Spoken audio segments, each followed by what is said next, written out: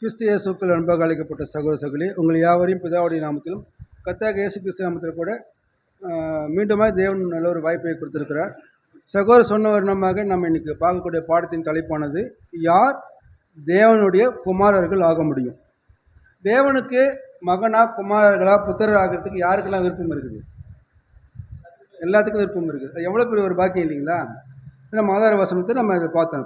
அப்போ பார்க்கும்பொழுது இந்த மத்தேயு 5ஆம் அதிகாரத்தில் 44, அதாவது 43லேருந்து 48 வரலையுமே நம்ம பார்க்கும்போது புதிய ஏற்பாட்டில் ஒரு சுவிசேஷ புத்தகத்தில் மிக மிக ஒரு முக்கியமான பகுதி. அது மட்டும் இல்லை, கிறிஸ்துவர்கள் மட்டுமல்ல, உலகத்தார் கூட இந்த அதிகாரத்தை விரும்பியிருக்கிறாங்க. அன்றைக்கி உலகத்தில் இருக்கிற அநேக அரசியல் தலைவர்கள், செலிபிரிட்டின்னு சொல்லக்கூடிய முக்கியர்கள்லாம் பார்க்கும்பொழுது கர்த்தராகிய இயேசு கிறிஸ்துவுடைய மலை பிரசங்கத்தை குறித்து நிறைய புகழ்ந்து பேசியிருக்கிறாங்க. குறிப்பாக நம்முடைய இந்திய நாட்டுடைய பிரதமர் நேரு அவர்கள் ஜெயிலில் இருக்கும் பொழுது அவர் மகள் இந்திரா காந்திக்கு கடிதம் எழுதும்போது அடிக்கடி இந்த மலை பிரசங்கத்தை குறிப்பிடுவாராம், அவங்களை பலப்படுத்துறதுக்காக. அவர் அதே சமயத்தில் நம்ம தேச தந்தைன்னு சொல்லக்கூடிய காந்தியடிகள் பார்க்கும் பொழுது இந்த மலை பிரசங்கத்தை நிறைய குறிப்பிட்டிருக்கார். உலகமெங்கும் இருக்கிற தலைவர்கள் இதை குறித்து பேசியிருக்கிறாங்க. இப்போ இந்த அதிகாரத்தை குறித்து நம்ம பார்க்கும் பொழுது யாராவது ஒருத்தருக்கு இந்த அதிகாரத்தை உட்காந்து பொறுமையாக விலக்கி கூறணும்னு வச்சுக்கோங்களேன், இதை குறித்து விலக்கி எடுத்தோமா அவங்களுக்கு கண்டிப்பாக இந்த இயேசுவோட இந்த பிரசங்கம் அவங்க ரொம்ப பிடிச்சதாக இருக்கும். நிறைய சாட்சிகள் இருக்குது. ஒரே ஒரு சாட்சியை மட்டும் பார்க்கலாம். ஒரு மத தீவிரவாதம் நிலைமையில் இருக்கிற ஒரு சகோதரனுக்கு ஒரு கிறிஸ்துவர் இந்த மத்தேயு 5ஆம் அதிகாரம் 6ஆம் அதிகாரத்தையும் நிறுத்தி நிதானமாக அவர்கிட்ட பேசியிருக்கிறார். அதாவது நீங்கள் மதம் மாற்றுறீங்க இந்த பைபிள் வச்சுட்டு அப்படின்னு அவரோட கருத்து. அப்படி இல்லைன்னு சொல்லிட்டு இந்த மலை பிரசங்கத்தை அவர்கிட்ட சொல்லும் பொழுது அவர் ஆமாம் ரொம்ப சரியாக இருக்குது. அவர் சொன்ன ரிப்போர்ட் என்னென்னா, இந்த மலை பிரசங்கத்தில் இருக்கக்கூடிய காரியங்களை ஒரு மனுஷன் பின்பற்றினாங்கன்னா நமக்கு நம்ம பக்கத்து வீட்டுக்காரர்களுக்கு எந்த சண்டை எந்த செஞ்சு பிரச்சனையும் இருக்காது. அந்த தெருவரகங்களும் ஒத்துமையாக இருப்பாங்க. ஒரு நாட்டுக்கு இராணுவன்றதே தேவை இருக்காது. ஏன்னா பகைமைன்றது ஒன்று கிடையாது. எல்லாம் சமாதானமாக இருக்க சொல்லும் பொழுது போருன்றது ஒன்று தான் நடக்காது. இது இந்த மாதிரி ஒரு நல்ல கருத்து இருக்குதுன்னு சொல்லிட்டு அவர் சாட்சி கொடுத்தாராம். அப்போ இயேசுவை ஏற்றுக்கொண்டு ஒரு புது சிருஷ்டியாக ஆவிக்குரிய வாழ்க்கையில் வாழ்ந்து கொண்டு இருக்கிற நமக்கு இந்த பாடம் மிக சிறந்த ஒரு பாடம், மிக சிறந்த ஒரு அதிகாரம். ஏன்னா இந்த அதிகாரத்தை கொண்டும் இந்த அதிகாரத்தில் இருக்கிற அநேக தலைப்புகளை கொண்டும் நிறைய நம்ம பாடங்களை கேட்டிருப்போம். அது நமக்கு ஆசீர்வாதமாக பாடமாக இருக்கிறதுனால நாம் மீண்டுமாக கூட இந்த பாடத்தை நம்ம எல்லாரும் காது கொடுத்து கேட்போம். இப்போ நமக்கு ஒரு கேள்வி, நாம் எதற்காக உடன்படிக்கை செய்திருக்கிறோம்? நாம் எதற்காக உடன்படிக்கை செய்திருக்கிறோம்? தேவனுடைய குமாரன் மாறதுக்கு. சரி, அதற்கு நாம் என்ன செய்யணும்? நம்ம தேவனுடைய குமாரன் மாறணும், நம்ம என்ன செய்யணும்? அனுதினம் சிலுவை மறைட்டு அது பாயிண்ட். அப்புறம் வேறங்க அவர் வார்த்தையை போய் நடக்கணும். அதனால் நமக்கு என்ன கிடைக்குங்க? நித்திய ஜீவன், குமார நிலைமை கிடைக்கும். அப்போ பரலோக வாய்ப்பு அல்லது சபை வாய்ப்புன்னு சொல்லக்கூடிய வாய்ப்பு, அதுக்கு பார்க்கும்பொழுது நித்திய ஜீவன். அப்போ இந்த நித்திய ஜீவன் போகும்பொழுது அங்கு நமக்கு என்ன நிலை? அதாவது இந்த பூமியில் நம்ம வாழும் பொழுது, இந்த பூமியில் நம்ம ஒரு மனிதர்கள், சமுதாயத்தில் பார்க்கும்போது நம்ம கிறிஸ்துவர்கள், சபையில் பார்க்கும்பொழுது நம்ம ஒரு விசுவாசிகள் அல்லது புது சிருஷ்டி.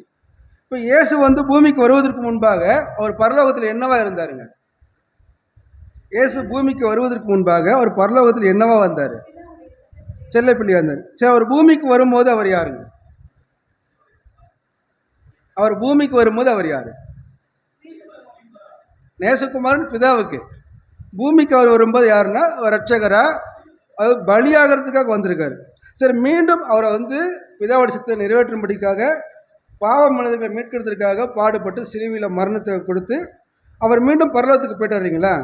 உயிர்த்தெழுந்து போனதுக்கு அப்புறம் அவர் இப்போ அங்கே என்ன நிலைமையில் இருக்கிறாரு? பிதாவுக்கு சமமாக அது பேரு குமாரனாக இருக்காரு. அப்போ பார்க்கும் பொழுது நமக்கு பார்க்கும் பொழுது நமக்கு இந்த கர்த்தராகிய இயேசு கிறிஸ்து காண்பித்தபடியே நம்ம ஓட்டத்தை முடிக்கும் பொழுது நமக்கு அங்கே என்ன நிலைமைன்னு பார்க்கும் பொழுது, ஒருவேளை நம்ம சபைக்கு, அதாவது பரலோகத்துக்கு போனால் நாம் அங்கே யார்? அதை குறித்து பார்க்கும்பொழுது இப்போ கிறிஸ்து சபைக்கு தலையாக இருக்கிறார், கிறிஸ்துக்கு தேவன் தலையாக இருக்கிறார். அதை குறித்து நம்ம ஒரு விளக்கம் பார்க்கலாம். இதில் என்ன தெரியுதுங்க? இதில் என்ன தெரியுது? ஒரு உருவம் தெரியுது. இது என்ன, ஒரு மனிதன் சொல்லலாமா? இது பார்த்தீங்கன்னா ஒரு உருவம். இது கர்த்தராகிய இயேசு கிறிஸ்து, அதாவது தலை. இவர் ஏன் இந்த கோட்டுக்களை போட்டிருக்கிறன்னா, அவர் பரிபூர்ண மனுஷனாக மகிமை அடைஞ்சு இப்போ மகிமையில் இருக்கிறார். அதாவது பிதா எப்படி இருக்கிறாரோ அந்த நிலைமையில் அவர் இருக்கிறனால அவர் போட்டிருக்கார். இப்போ இது யாருன்னு பார்க்குறது? வெள்ளை உருவமாக இருக்கிற யாருன்னு பார்க்கும் பொழுது கர்த்தராகிய இயேசு கிறிஸ்து போதனையை கேட்டு தங்கள் சிலுவையை சுமந்து தங்களை வெறுத்து மரணத்தை கண்டு என்ன பண்ணுறாங்கன்னா 1,40,000 சபை வாய்ப்பு அடைந்தவங்க அப்போஸ்தலர்களிலிருந்து கடைசி கால பாதம் மாதிரி வரும். இப்போ இந்த கர்த்தராகிய இயேசு கிறிஸ்துவை தேவன் என்னவா பார்ப்பாரு? தலையாக கிறிஸ்து குமாரனை பார்ப்பாரு. அப்போ ஒட்டுமொத்த சரீரமும் குமாரனை பார்ப்பாங்க. அப்போ கர்த்தராகிய இயேசு கிறிஸ்து மற்றும் சபை சரீர அங்கங்களை தேவன் குமாரர்களாக பார்க்க போகிறாங்க. இப்போ தேவன் குமாரரை பார்க்கணுமா, இந்த சரீர அங்கத்தில் நம்மளும் ஒருத்தராக இணையும். அதான் இந்த பாடத்துடைய சாராம்சம்.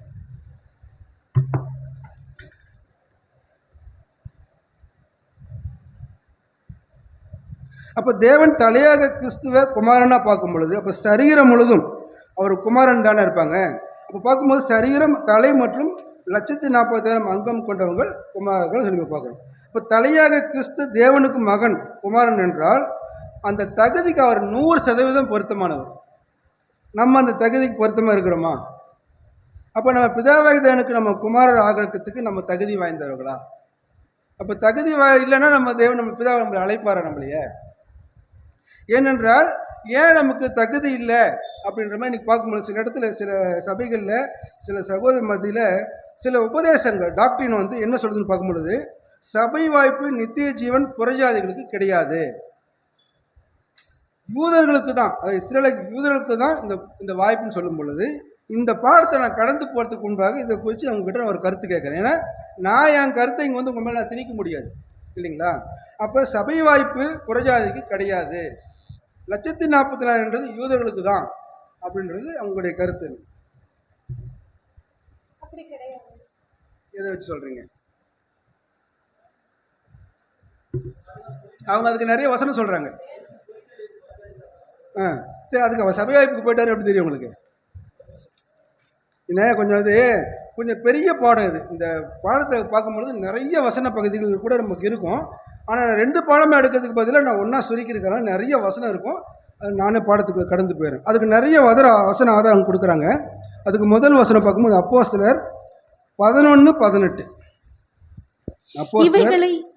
இவைகளை அவர்கள் கேட்ட பொழுது அமர்ந்திருந்து, அப்படியானால் ஜீவனுக்கு ஏதுவான மனம் திரும்புதலை தேவன் புறஜாதியாருக்கு அருளி செய்தார் என்று சொல்லி தேவனை மகிமைப்படுத்தினார்கள். அவங்க இதில் என்ன பயன் சொல்றாங்கன்னா, அப்படியானால் ஜீவனுக்கு ஏதுவான மனம் திரும்புவது, நித்திய ஜீவன் இல்லை, ஜீவன் இருக்கு அவங்களுக்கு. என்ன ஜீவனா? திரள் கூட்டத்துக்கு போகிற ஜீவன். இது நித்திய ஜீவன் கிடையாது. பாருங்க, இந்த வசனத்தில் சொல்லுதுன்னு சொல்றாங்க. வாசிக்கலாம். நீதிமொழிகள் 8:35.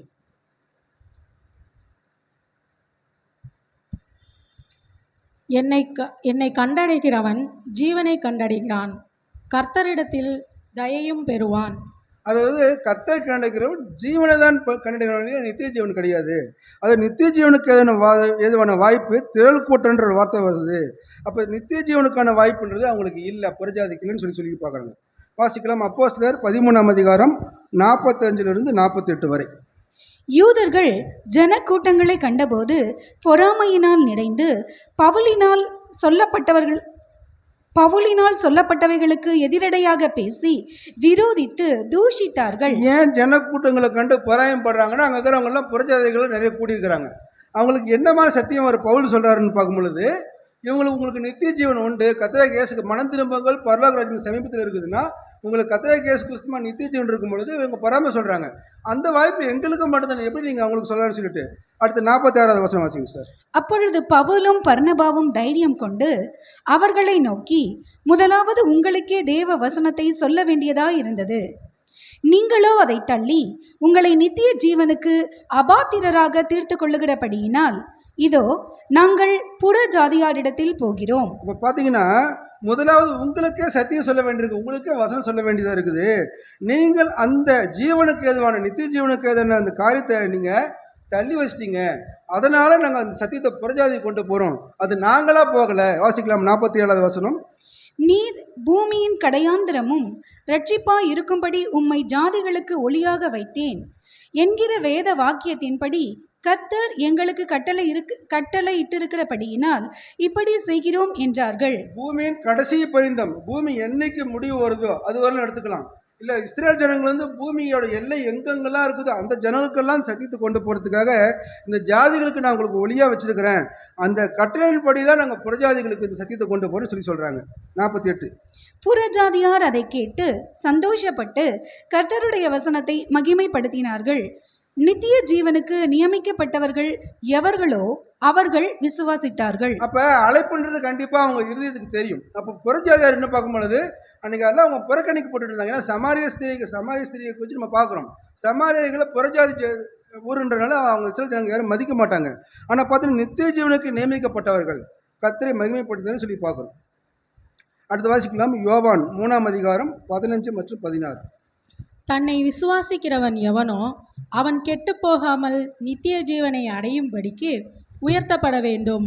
தேவன் தம்முடைய ஒரே குமாரனை விசுவாசிக்கிறவன் எவனோ அவன் கெட்டுப்போகாமல் நித்திய ஜீவனை அடையும்படிக்கு அவரை தந்தர்லி இவ்வளவாய் உலகத்தில் அன்பு கூர்ந்தார். தன்னை விசுவாசிக்கிறவன் எவனோ அவன் கெட்டு போகாமல் நித்திய ஜீவனை அடையும்படிக்கு உயர்த்தப்பட வேண்டுமா? விசுவாசிச்சுட்டானே போகிறோம். நான் வந்து தேவன் வந்து நித்திய ஜீவன் கொடுப்பாரு அப்படின்னு விசுவாசிச்சாவே அவனுக்கு நித்திய ஜீவனை கொடுத்து அவனை உயர்த்துன்னு சொல்லிட்டு தேவன் முடிவு பண்ணியிருக்கிறாரு. அப்புறம் தேவன் தம்முடைய ஒரே பேரான குமாரனை விசுவாசிக்கிறவனுக்கு கெட்டு போயக்கூடாதுன்னு என்ன அர்த்தங்க? கெட்டு போகிறதுன்னு என்னங்க? சாத்தான் கையில் போய் மாட்டிக்கிறது, உலக இருளில் போய் மாட்டிக்கிறது. அந்த கெட்டு போகிறது மீட் என்ன பண்ணணும்னா நித்திய ஜீவன் அடையும்படிக்கு இவ்வளவாய் அன்பு கூர்ந்தார். அதாவது நித்திய ஜீவன் மட்டும் கொடுக்கல, இவ்வளவாய் உலகத்தில் அன்பு கூர்ந்தார் என்ன அர்த்தங்க? இஸ்ரேல் ஜனங்களுக்கு மட்டும் இல்லை, யூதர்களுக்கு மட்டும் இல்லை, எல்லாருக்குமானது. அப்படியே அன்பு கூறும் பொழுது இவங்க என்ன சொல்கிறாங்கன்னா உங்கள் வந்து புறஜாதிக்கு நித்திய ஜீவன் இல்லை, அவங்களுக்கு வந்து ஜீவன் தான் சொல்கிறாங்கன்னு சொல்லி பார்க்குறோம். வாசிக்கலாம். யோவான் 3ஆம் அதிகாரம் 36வது வசனம். குமாரனிடத்தில் விசுவாசமாய் இருக்கிறவன் நித்திய ஜீவனை உடையவனாய் இருக்கிறான். குமாரனை விசுவாசியாதவனோ ஜீவனை காண்பது இல்லை. அப்போ இன்னைக்கு புறஜாதிகள் தான் குமாரனை விசுவாசிக்கிறாங்க. யூத ஜனங்கள் கர்த்தரை இயேசு கிறிஸ்துவ பெரும்பான்மையான இன்னைக்கு ஏற்றுக்கல. ஆனால் அவங்களுக்கு என்ன வருது பார்க்கும்போது தேவனுடைய கோபம் அவங்க மேலே நிலை நிற்கும். தேவன் மேலே கோபப்படுறவங்க நித்திய ஜீவனுக்கு போக முடியுமா? தேவனை கோபக்கணிக்கு ஆளானவங்க, தேவனை கோபக்கணி கையில் இருக்கிறவங்க நித்திய ஜீவனுக்கு போக முடியுமா? அப்போ புறஜாதிக்கு கண்டிப்பாக அந்த வாய்ப்பு இருக்குன்னு வசனம் சொல்லுதுன்னு சொல்லி பார்க்குறோம். வாசிக்கலாம். ரோமர் 8ஆம் அதிகாரம் 14 மற்றும் 15. மேலும் எவர்கள் தேவனுடைய ஆவியினாலே நடத்தப்படுகிறார்களோ அவர்கள் தேவனுடைய புத்திரராய் இருக்கிறார்கள்.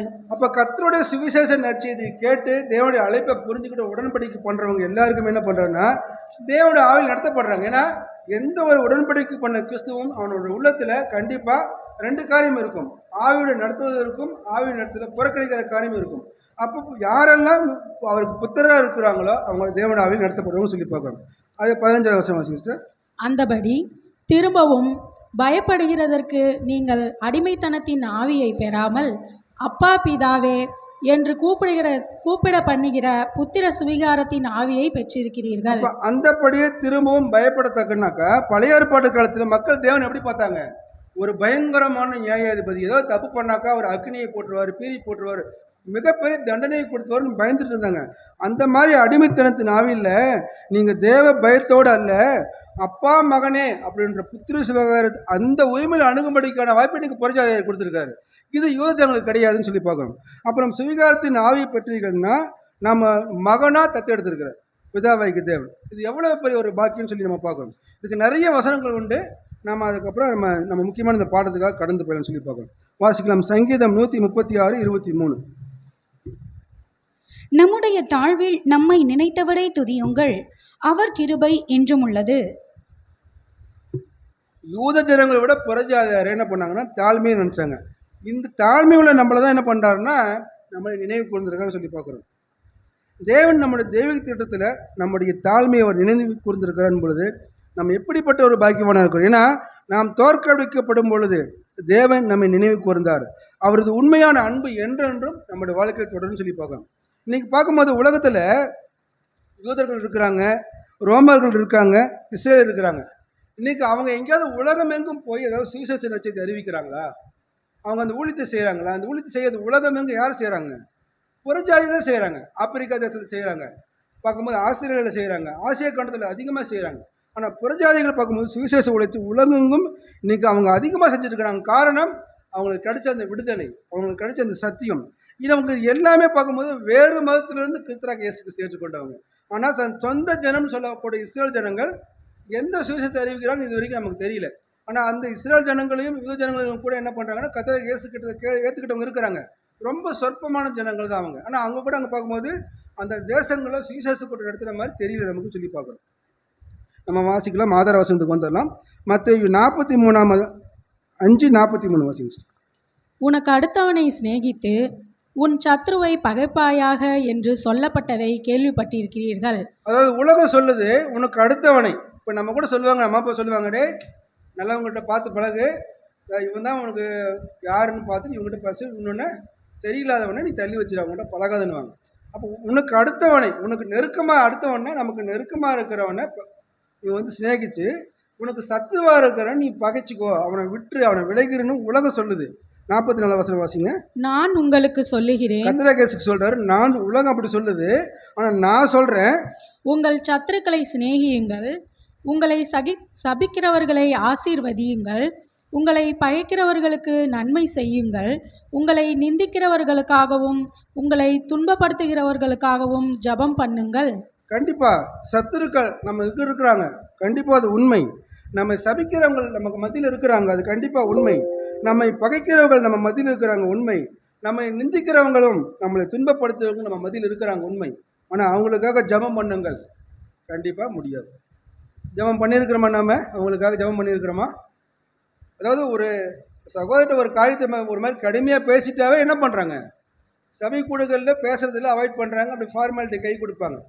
அப்போ வந்து உங்களை சபிச்சிருக்கும் பொழுது, சபிக்கிறதுன்னு என்ன, ரொம்ப மனசு கஷ்டப்பறி மாதிரி, நீங்களாம் உருப்படவே மாட்டேன், நீ நாசமாக போயிடுன்றதை சபிக்கிறது. அப்புறம் பார்க்கும்போது பகைக்கிறதுன்ற போது அது பகை, அதாவது புகை மாதிரி ஒன்று இருந்துச்சுன்னா அந்தாண்ட உருவம் நமக்கு தெரியாது, பார்த்தீங்களா? அந்த மாதிரி ரெண்டு பேருக்கும் பகை இருக்கும்.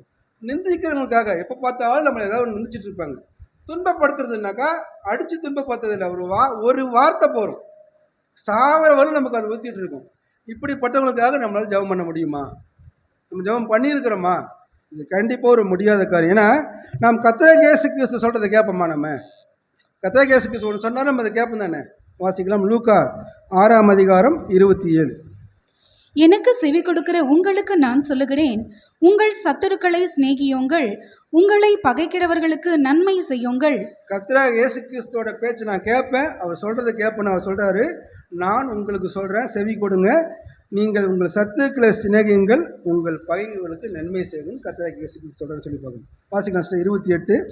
உங்களை சபிக்கிறவர்களை ஆசீர்வதியுங்கள், உங்களை நிந்திக்கிறவர்களுக்காக ஜெபம் பண்ணுங்கள். இப்போ நமக்கு பிடிச்சமானவங்க இருப்பாங்க, சபைகளில் இருப்பாங்க. நான் வந்து வெளியிலே உலகத்துக்கே போகல, இப்போ நம்ம சபையில் பிடிச்சமானவங்க இருப்பாங்க. இப்போ அவங்களுக்கு ஒரு பிறந்த நாளோ இல்லை ரொம்ப நாள் கழிச்சு பார்க்கும்போது brother God bless you brother சொல்லுவோம். ஆனால் இதெல்லாம் மேற்கொண்டு பண்ணாங்க பார்த்தீங்களா? நம்மளை சபிச்சவங்க துன்புறுத்துறவங்க அவங்கள சொல்லுவோம், அவங்கள ஆசீர்வதிப்போம். நம்ம ஃபஸ்ட்டு கை கொடுக்க மாட்டோம், அப்படி போவாங்க, பார்க்க கூட மாட்டோம். ஆனால் நம்ம என்ன வசனம் சொல்லுது, உங்களை சபிக்கிறவங்களையும் உங்களை நிந்திக்கிறவங்களுக்காகவும் ஆசீர்வாதியங்கள் ஜெபம் பண்ணுங்கன்னு சொல்லி பார்க்கணும். அப்போ மலைப்பிரசங்கத்தில் கர்த்தர் இந்த ஊழியத்தில் என்ன சொல்கிறான்னு பார்க்கும்பொழுது, தேவனுடைய அன்பை எப்படி வெளிப்படுத்துவதுன்றது தான் அதில் முக்கியமான காரியமாக இருக்குது. மலைப்பிரசங்கத்தில் இயேசுவோட சிந்தனையில் என்ன இருக்குன்னு பார்க்கும்பொழுது, மற்றவருக்கு மேலே நீ எப்படி அன்பு காட்டணும், நம்மை நேசிப்பவர்களையும் நம்மை பகைப்பவர்களையும் ரெண்டு பேருக்கும் இடையில நம்ம எப்படி அன்பு காட்டுவதாகும், அதான் இந்த மலைப்பிரசங்கத்தில் இருக்குது. இந்த வசன பகுதியில் பார்க்கும்போது தேவனுடைய அன்பை வெளிப்படுத்தக்கூடிய அநேக கருத்துக்களை அவர் சொல்லிட்டு வர சொல்லி பார்க்கணும். இப்போ பிதாவாகிய தேவனை குணம் பார்க்கும்பொழுது அவர் சொல்கிறாரு, துன்மார்க்கனுடைய மரணத்தை நான் காண விரும்பலைங்கிறார். துன்மார்க்கன் மரணத்தையே காண விரும்பலைன்னா அவர் பிடிச்சமான நீதிமான மரணத்தை எப்படி விரும்புவார் அவர்? அது மட்டும் இல்லை, பாவத்தை பார்க்காத சுத்த கடனாக இருக்கிறார். அப்போ நம்ம தான் ஒரு சகோதரன் மேலே இருக்கிற ஒரு குற்றத்தை பார்க்குறோம், அவர் மேலே இருக்கிற தவறை பார்க்குறோம், அவர் மேலே இருக்கிற பாவத்தை பார்க்குறோம். ஆனால் தேவன் அதை பார்க்கறதுன்னு சொல்லி பார்க்கணும். அப்போ அவர் நம்மை பின்பற்றவர்களாகவும் நம்முடைய எதிரிகளையும் சத்துருக்களையும் நேசிக்கும் போது அவர்கள் மேல் நம்ம அன்பு காட்டுறது தான் நம்ம முக்கியமான காரியமாக இருக்குது. ஏன்னா தேவனுடைய குணம் பார்க்கும்பொழுது இரக்கம். அப்போ இரக்கம் காட்டவும் தான் தேவன் நம்மள்கிட்ட எதிர்பார்க்குறார், நம்மகிட்ட விரும்புகிறான்னு சொல்லி பார்க்கணும். வாசிக்கலாம், ரோமர் 12:14 மற்றும் 14-18 வரை ஒவ்வொரு வசனமும் வாசிங்க சார். உங்களை துன்பப்படுத்துகிறவர்களை ஆசீர்வதியுங்கள், ஆசீர்வதிக்க வேண்டியதே அன்றி சபியாதிருங்கள். அப்போ நம்ம துன்பப்படுத்துதுன்னு நான் சொன்ன மாதிரி நமக்கு அடித்து காயப்படுத்தி அந்த மாதிரி துன்பம் இல்லை, வாயின் வார்த்தைகள்னால அல்லது செய்கையின் மூலியமாக நம்மளை ஒரு கேவலப்படுத்துறது அவமானப்படுத்தும் போது நமக்கு துன்பம் வரும்போது அவங்கள ஆசீர்வதிங்கள், ஆசீர்வதிக்க வேண்டிய பதிலுக்கு நம்ம அப்படி பண்ணாமல் இருக்கோம். ஏன்னா நம்ம என்ன பண்ணுறோம், இங்கே வந்து சபையில் வந்து தேவனை துதிக்கிறோம், துதித்தலும் சபித்தலும் எப்படி ஒரே வாயிலிருந்து வரும்? அப்படி 15வது வசனம் வாசிங்க. சந்தோஷப்படுகிறவர்களோடே சந்தோஷப்படுங்கள், அழுகிறவர்களுடனே அழுங்கள். அப்போ நமக்கு ஒரு பிடிச்சமான ஒரு சகோதரன் ஆவிக்குரிய ஜீவிதத்தில் ஒரு வசனத்தின்படியாக ஒரு நல்ல ஒரு பாடம் எடுத்துட்டாருன்னு என்ன பண்ணுறோம்? முதல்ல அருமையாக பாடம் எடுத்துட்டு அவர்கிட்ட சந்தோஷப்படுறோம் நம்ம. ஆனால் மற்ற சகோதரன் நம்ம நடக்குதா? அப்போ ஒருத்தர் வந்து பார்க்கும்போது அழுகிறோடு அழுங்கன்னா ஏதாவது ஒருத்தர் ஒரு தின்பம், அவர் ஒரு பாவம் செஞ்சுட்டாரு, ஒரு தவறு செஞ்சுட்டாரு, அதை குறித்து அவருக்குள்ள ஒரு குற்ற உணர்வு, அதுக்காக அவர் கண்ணை விட்டு அழுகிறாரு, இல்லை அவருக்கு ஒரு நோய்வாய்ப்பட்டுறாரு, அதுக்காக அழுகிறாரு, வாழ்க்கையில் பிரச்சனை அழுகிறாருன்னா அவங்களோட சேர்ந்து அழுக சொல்கிறார். எப்படி நீ சந்தோஷப்படுறியோ நீ அழுக. அதுதான் கிறிஸ்துவ வாழ்க்கையில் ஒரு பாண்டிங் சொல்கிறது, ஒரு பந்தம் அப்படின்னு சொல்கிறது. ஏன்னா இப்போ நம்ம கூட பிறந்த சகோதரருக்கு ஒரு பிரச்சனை வந்துச்சுன்னா தான் ஆடாவிட்டாலும் தன் சதையாடுன்னு சொல்லிட்டு அவங்க அந்த உருக்கத்தை உணர்வில் காட்டுவாங்க இல்லையா? ஆனால் நம்ம என்னென்னா இங்கே எந்த ரத்த சொந்தமும் கிடையாது. ஆனால் கர்த்தராகிய இயேசு கிறிஸ்துவோட ரத்தத்தால் நம்ம இணைக்கப்பட்டிருக்கிறோம். அப்போ இந்த உறவு, இந்த உணர்வுகள் நம்ம சந்தோஷப்படுறோமா சகோதரர்கள்ட்ட? அவங்க துக்கப்பட்டு அவங்க பாதிப்பு வரும்போது நம்ம அழுகுறோமா அவங்களோட அப்படின்னு நம்ம கவனிக்க வேண்டியதாக இருக்கிறோம். 16வது வசனம் வாசிங்க சிஸ்டர். ஒருவரோடொருவர் ஏக சிந்தையுள்ளவர்களாய் இருங்கள், மேட்டிமையானவைகளை சிந்தியாமல் தாழ்மையானவர்களுக்கு இணங்குங்கள், உங்களையே புத்திமான்கள் என்று எண்ணாதிருங்கள். அப்போ ஒருவரோடு ஒரு ஏக சிந்தினா நமக்கு ஒரே கர்த்தர். நமக்கு இந்த அழைப்பு நமக்கு எப்படி வந்ததுங்க? ஒவ்வொருத்தருக்கும் ஒரு விதமான அழைப்பு வந்ததா? ஒரு பணக்கார சகோதரனா தேவன் வந்து ஸ்பெஷலாக ஊழியக்காரங்களை அமைச்சு அவங்கள புகழ்ந்து பேசி தட்டில் வெத்தல்பாக்கு வச்சு அழைச்சாருங்களா? இல்லை ஏழைகளுக்கு உதாசீனமாக நீ வந்தாவா வரட்டா போன்னு சொன்னாருங்களா? அழைப்பு எல்லாருக்கும் ஒரே தான். சத்தியம் வேறு வேறு மாதிரி இருந்துச்சா? என்னை பின்பற்றுங்கள், என் சிலுவை எடுத்துகிட்டு வாங்க உங்களுக்கு ரட்சிப்புன்னு சொன்னார். நீ சிலுவை எடுத்துகிட்டு வர வேண்டாம், நீ பணக்காரன், நீ சிலுவை எடுத்துகிட்டு வா, நீ இந்த ஜாதிக்காரன் சொன்னாரா? இல்லை, ஒரே சத்தியம். அப்போ நமக்குள்ளே இருக்க வேண்டியது ஒரே மனம். கர்த்தராகிய இயேசு கிறிஸ்துக்குள்ள இருந்த இந்த ஒரே சிந்தனை, அவர் செய்த செயல் தான் நமக்குள்ளே காணப்படும் சொல்லி பார்க்குறோம். இயேசு கிறிஸ்துக்குள் நம்ம அடிமையாக இருக்கிறோம். ஏன்னா நமக்கு அவர் எஜமானன். அவர் எப்படி எஜமானன்? அவர் நமக்கு கர்த்தராகிய இயேசு கிறிஸ்து எப்படி எஜமானன்? அவர் ரத்தத்தை விலையாக கொடுத்து நம்மகிட்ட வாங்கியிருக்காரு. அப்படியாக அவர் எஜமான். பணத்தை கொடுக்கல, தன்னோட ஜீவனை ரத்தத்தை கொடுத்து நம்மளை வந்து அடிமையாக வாங்கியிருக்கும் பொழுது அடிமைகளில் நான் தான் பெரிய அடிமை, நான் தான் நல்ல அடிமைன்னு சொல்ல முடியுமா? இப்போ கர்த்தராகிய இயேசு கிறிஸ்து நம்ம அடிமையாக இருக்கும்போது ஒரே சிந்தை உங்களுக்குள்ளே இருக்கணும், இது இருக்க கடவுதுன்னு சொல்லி பார்க்கணும். இப்போ ஏக சிந்தைனா எல்லாருமே இந்த ஒரே சிந்தைக்குள்ளே கடந்து வரணும். ஏக சிந்தையாக இருத்தல், ஏக சிந்தையாக ஓடுதல் அப்படின்னு சொல்லிட்டு ஏக சிந்தையாக நம்ம இருக்குன்னு சொல்லி பார்க்கணும். வாசிக்கலாம் சிஸ்டர். 17வது அதிகாரம் 17வது வசனம். ஒருவனுக்கும் தீமைக்கு தீமை செய்யாதிருங்கள், எல்லா மனுஷருக்கு முன்பாகவும் யோக்கியமானவைகளை செய்ய நாடுங்கள். அப்போ நம்மளை ஒருத்தர் வார்த்தைகளை துன்படுத்திட்டாரு, செய்களை துன்படுத்திட்டாருன்னா பதிலுக்கு நீ அப்படி பண்ண இல்லையா, நான் எவ்வளோ கஷ்டப்பட்டு நீ தெரிஞ்சுக்கணும் அப்படின்னு பதிலுக்கு பதில் செய்யாத. தீமைக்கு தீமை செய்யாதீங்க. எல்லா மனுஷருக்கு முன்பாக, சபையில் இல்லை உலகத்தில் மனிதருக்கு முன்பாக யோகியமானது செய்ய நாடுங்கள்னா அப்போ இது என்ன யோகியமானதுன்னா எல்லாராலும் நல்லதை நன்மையானவர்களை நல்லது என்று செய்யப்படுகிறது தான் யோகியமானது. அது எப்படி ஒரு சகோதரருக்கு எவ்வளோ நன்மை செய்ய முடியுமோ, ஒரு எண்ட்லெஸ், ஒரு லிமிட்டே கிடையாது, அன்லிமிட்டெட், அந்தளவுக்கு நன்மை செய்கிறது தான் யோகியமானு சொல்கிறாங்க. அது மட்டும் இல்லாமல் தகுதியான ஒரு பொருத்தமான ஒரு செயல் தான் இந்த யோகியமான சிந்தனை. அப்போ நமக்கு துன்புறுத்துறவங்களுக்கிட்ட நம்ம என்ன செய்யணும்னா முன்னால் முடிஞ்சவர்களும் நல்லது அவங்களுக்கு செய்யுங்க அப்படின்னு சொல்லிட்டு. 18வது வசனம் சிஸ்டர். கூடுமானால் உங்களால் ஆன மட்டும் எல்லா மனுஷரோடும் சமாதானமாய் இருங்கள். கூடுமானால் என்னங்க? உங்களால் முடிந்த அளவு நம்ம சக்திக்கு, நம்ம திராணிக்கு எவ்வளவு முடியுமோ. இல்லை முடியாது, இவ்வளோதான், அந்த சகோதரனை பற்றி உங்களுக்கு என்ன தெரியும், நான் அந்த பாடுபட்டுருக்கிற அவட்ட அப்படி இல்லை, முடிந்தவரை உங்களால் முடிந்தவரையிலும் சமாதானம் இருக்குண்ணா. ஏன்னா தேவனை எதையுமே முடியாததை நம்ம செய்ய சொல்லலை. ஒரு பெரிய மலையை பார்த்து அதெல்லாம் பேத்துட்டு வந்து இந்த பள்ளத்தில் நெருப்பு நம்மளை சொல்லலை. ஏன்னா அது கண்டிப்பாக முடியாது. நம்மளால் முடியும் அப்படின்றத அவன் செய்ய சொல்கிறேன்னு சொல்லி பார்க்குறோம். அப்போ பார்க்கும்போது அதை எப்படி செய்யணும்னா அதை மனப்பூர்வமாக செய்யணும். ஒருவர் நம்ம மேலே கோபத்தை வச்சு நம்ம வந்து கண்டிப்பாக பழி வாங்கக்கூடாது. அப்போ அது இருவருக்கு என்ன பண்ணணும்? சமாதானத்தையும் பிரிவினை உண்டாக்கும். ஏன்னா கோபப்படுன்றது ஒரு சகோதரனுடைய இயல்பான குணம் இருக்கலாம். இல்லை தெரிஞ்சே கோபப்பட்டுருக்கலாம், இல்லை தெரியாமல் அவசரப்பட்டு கோபப்பட்டு அதுக்காக அவர் வருத்தப்படலாம். ஆனால் பதிலுக்கு நம்மளும் கோபத்துக்கு கோபம், பழிக்கு பழி வாங்கும்பொழுது என்ன ஆகுதுன்னா அது கண்டிப்பாக பிரிவினை உண்டாகும். சேர்ந்தாலும் கூட அந்த இடத்துல என்ன ஆகுன்னா அந்த விரிசல் இருக்கும். ஏன்னா பழி வாங்கக்கூடிய காரியம் யாருடையதுங்க? தேவனுடைய. ஏன்னா நானே நானே அதுக்கு வந்து பதில் செய்வேன். அது தேவனுடைய காரியத்தை நம்ம எடுத்துக்கொள்ளும் பொழுது அப்போ என்ன பண்ணுறோம்னா தேவனோட நமக்கு ஈக்குவல் ஆகிறன்னு சொல்லி பார்க்குறோம். வாசிக்கலாம். 1 பேதுரு 3ஆம் அதிகாரம் 9வது வசனம். 1 பேதுரு 3:9. தீமைக்கு தீமையையும் உதாசனத்துக்கு உதாசனத்தையும் சரி கட்டாமல் அதற்கு பதிலாக நீங்கள் ஆசீர்வாதத்தை சுதந்திரித்துக் கொள்ளும்படி அழைக்கப்பட்டிருக்கிறவர்கள் என்று அறிந்து ஆசீர்வதியுங்கள். அப்போ ஒருத்தர் நமக்கு தீமை செய்கிறாருன்னா பதிலுக்கு தீமை, என்னை அவமானப்படுத்துறியோ நான் உன்னை உதாசீனப்படுத்துறேன். அப்படி செய்யாதீங்க. அதுக்கு பதிலாக நீங்கள் ஆசீர்வாதத்தை எதற்காக அழைக்கப்பட்டிருக்கிறோம் நம்ம? எனக்கு ஆபிரகாம் என்ன சொன்னார்? உன்னை ஆசீர்வதித்து உன்னை பெருகவே பெருக செய்வேன். அதற்கு ஏற்றபடி அவர் நடந்துக்கிட்டாரே இல்லையா? ஏன்னா அந்த ஆசீர்வாதத்தை சுதந்திரத்துக்கு 25 வருஷம் பொறுமையாக இருந்தார். அந்த ஆசீர்வாதத்தை அவர் சுதந்திரித்து கொண்டார். அப்போ மற்றவர்கள் நமக்கு தீமையோ அல்லது அவமானமோ ஏற்படுத்தும் போது பதிலுக்கு பதில் நம்ம தீமையோ அவமானமோ உதாசீனமோ நம்ம செய்யக்கூடாது. ஏன்னா அவர்களை ஆசீர்வதிங்கள்னு சொல்கிறாரு. அப்போ நமக்கு ஆசீர்வாதத்துக்கு மனசு இல்லை. ஏன் ஆசீர்வாதத்தை பெருக்குன்னா ஆசீர்வாதத்தை பெறுவதற்கே நம்ம அழைக்கப்பட்டிருக்கோம்னு சொல்லி பார்க்கணும். அடுத்து வாசிக்கலாம். மத்தேயு 5ஆம் அதிகாரம் 45வது வசனம். இப்படி செய்கிறதினால் நீங்கள் பரலோகத்தில் இருக்கிற உங்கள் பிதாவுக்கு புத்திரராய் இருப்பீர்கள். அவர் தீயோர் மேலும் நல்லோர் மேலும் தமது சூரியனை உதிக்க பண்ணி நீதியுள்ளவர்கள் மேலும் அநீதி உள்ளவர்கள் மேலும் மழையை பெய்ய பண்ணுகிறார். அதாவது சத்துருக்களை சிநேகிக்கிறோம், நம்ம சபிக்கிறவங்களை சபிக்கணும், நம்ம பகைக்கிறவங்களை நன்மை செய்யணும், நிந்திகளுக்காகவும் துன்பப்படுத்துறதுக்காகவும் ஜெபம் பண்ணணும். இப்படி செய்வதனால் தீமைக்கு தீமை செய்யாமல் அவமானத்துக்கு அவமானம் செய்யாமல் சரிக்கு சரி பண்ணாமல் நீங்கள் இப்படி செய்வதனால் பரலோகத்துக்கு இருக்கிற உங்கள் பிதாவுக்கு புத்திரராக இருப்பீர்கள். யாரில் இப்போ ஒரு கேள்விக்கு பதில் சொன்னீங்க இல்லையா? நாங்கள் தேவனுக்கு புத்திரராக அவருக்கு மகனாக நம்ம பரலோகத்தில் சேரணும். யாருக்கெல்லாம் ஆசை விருப்பம் இருக்குது நம்ம எல்லாருக்குமே நம்ம இப்படிலாம் செஞ்சால் தான் என்ன பண்ணுவோம்னா பரலோகத்தில் இருக்கிற பிதாவுக்கு புத்திரராக இருப்போம். அப்போ பரலோக பிதா எப்படிப்பட்டவர்? நல்லோருக்கும் தீயோருக்கும், நல்லவன் கெட்டவன் அவன் பார்க்குறதே இல்லை. ஏன்னா அவர் உண்டாக்குன மனுஷனுங்க, அவர் மேலே அன்பு வச்சிருக்கிறாரு. அவன் நீதிமானா அநீதிமானா பார்க்கறது இல்லை. சூரியனையும் மழையும் அவங்களுக்கு கொடுக்குறான்னு சொல்லி பார்க்கணும். இப்போ பகைவரை நேசிக்கவும் நல்லொழுக்கத்தோடு நன்மை செய்யவும் ஒரு பக்குவத்தோடு வாழ்கிறதுக்கு தான் இந்த வசனம் சொல்லப்பட்டிருக்குது. இது உலக ஜனங்கத்தில் இருக்குதா இந்த மாதிரி? அப்போ இது கிறிஸ்துவனுக்காக கர்த்தருக்கு தேவனையும் கிறிஸ்துவன் தெரிந்து கொள்ளப்பட்டவங்களுக்காக கொடுக்கப்பட்டது. அப்போ அந்த பக்குவம் நம்மகிட்ட எவ்வளவா காணப்படணும்.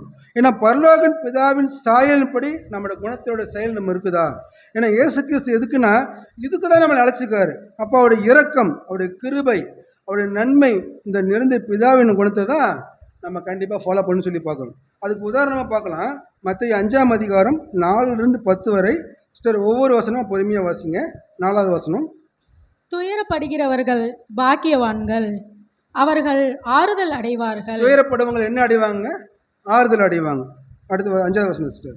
சாந்த குணமுள்ளவர்கள் பாக்கியவான்கள், அவர்கள் பூமியை சுதந்தரித்துக் கொள்வார்கள். அப்போ சாந்த குணமுள்ள குணத்தை நம்ம காமிக்கும் போது நம்மகிட்ட என்ன ஆசீர்வாதம் கொடுக்குறாருன்னா பூமியை சுதந்திரத்துக் கொள்ளக்கூடிய ஆசீர்வாதத்தை கொடுக்குறேன்னு சொல்லி பார்க்குறோம். அடுத்து 6வது வசனம். நீதியின் மேல் பசிதாகம் உள்ளவர்கள் பாக்கியவான்கள், அவர்கள் திருப்தி அடைவார்கள். அப்போ நீதியின் மேல் பசித்தாகம் இருந்து நம்ம அநீதி செய்யாமல் நீதி செஞ்சோமா நம்ம என்ன ஆசீர்வாதம் கிடைக்குதுன்னா திருப்தி அடைகிறார் ஆசீர்வாதம் நம்ம கொடுக்குறேன்னு சொல்லி பார்க்கணும். 7வது வசனம். இரக்கமுள்ளவர்கள் பாக்கியவான்கள், அவர்கள் இரக்கம் பெறுவார்கள். ஏன்னா நம்ம எதை விதைக்கிறோமோ அதை அறுப்போம். அப்போ இரக்கமுள்ள ஒரு பாக்கியவான்னா கண்டிப்பாக அந்த இரக்கம் என்ற ஆசீர்வாதத்தை நம்ம பெற்றுக்கொள்ள போகிறோம். 8வது வசனம் சிஸ்டர். இருதயத்தில் சுத்தமுள்ளவர்கள் பாக்கியவான்கள், அவர்கள் தேவனை தரிசிப்பார்கள். ஏன்னா தேவன் மனிதன் பார்க்குற விதமாக பார்க்கறது இல்லை, அவர் இருதயத்தை பார்க்கறதுனால இருதயத்தில் சுத்தமுள்ளவர்கள் தேவனை தரிசிக்கக்கூடிய ஆசீர்வாதத்துக்குள்ள இருக்கிறாங்க.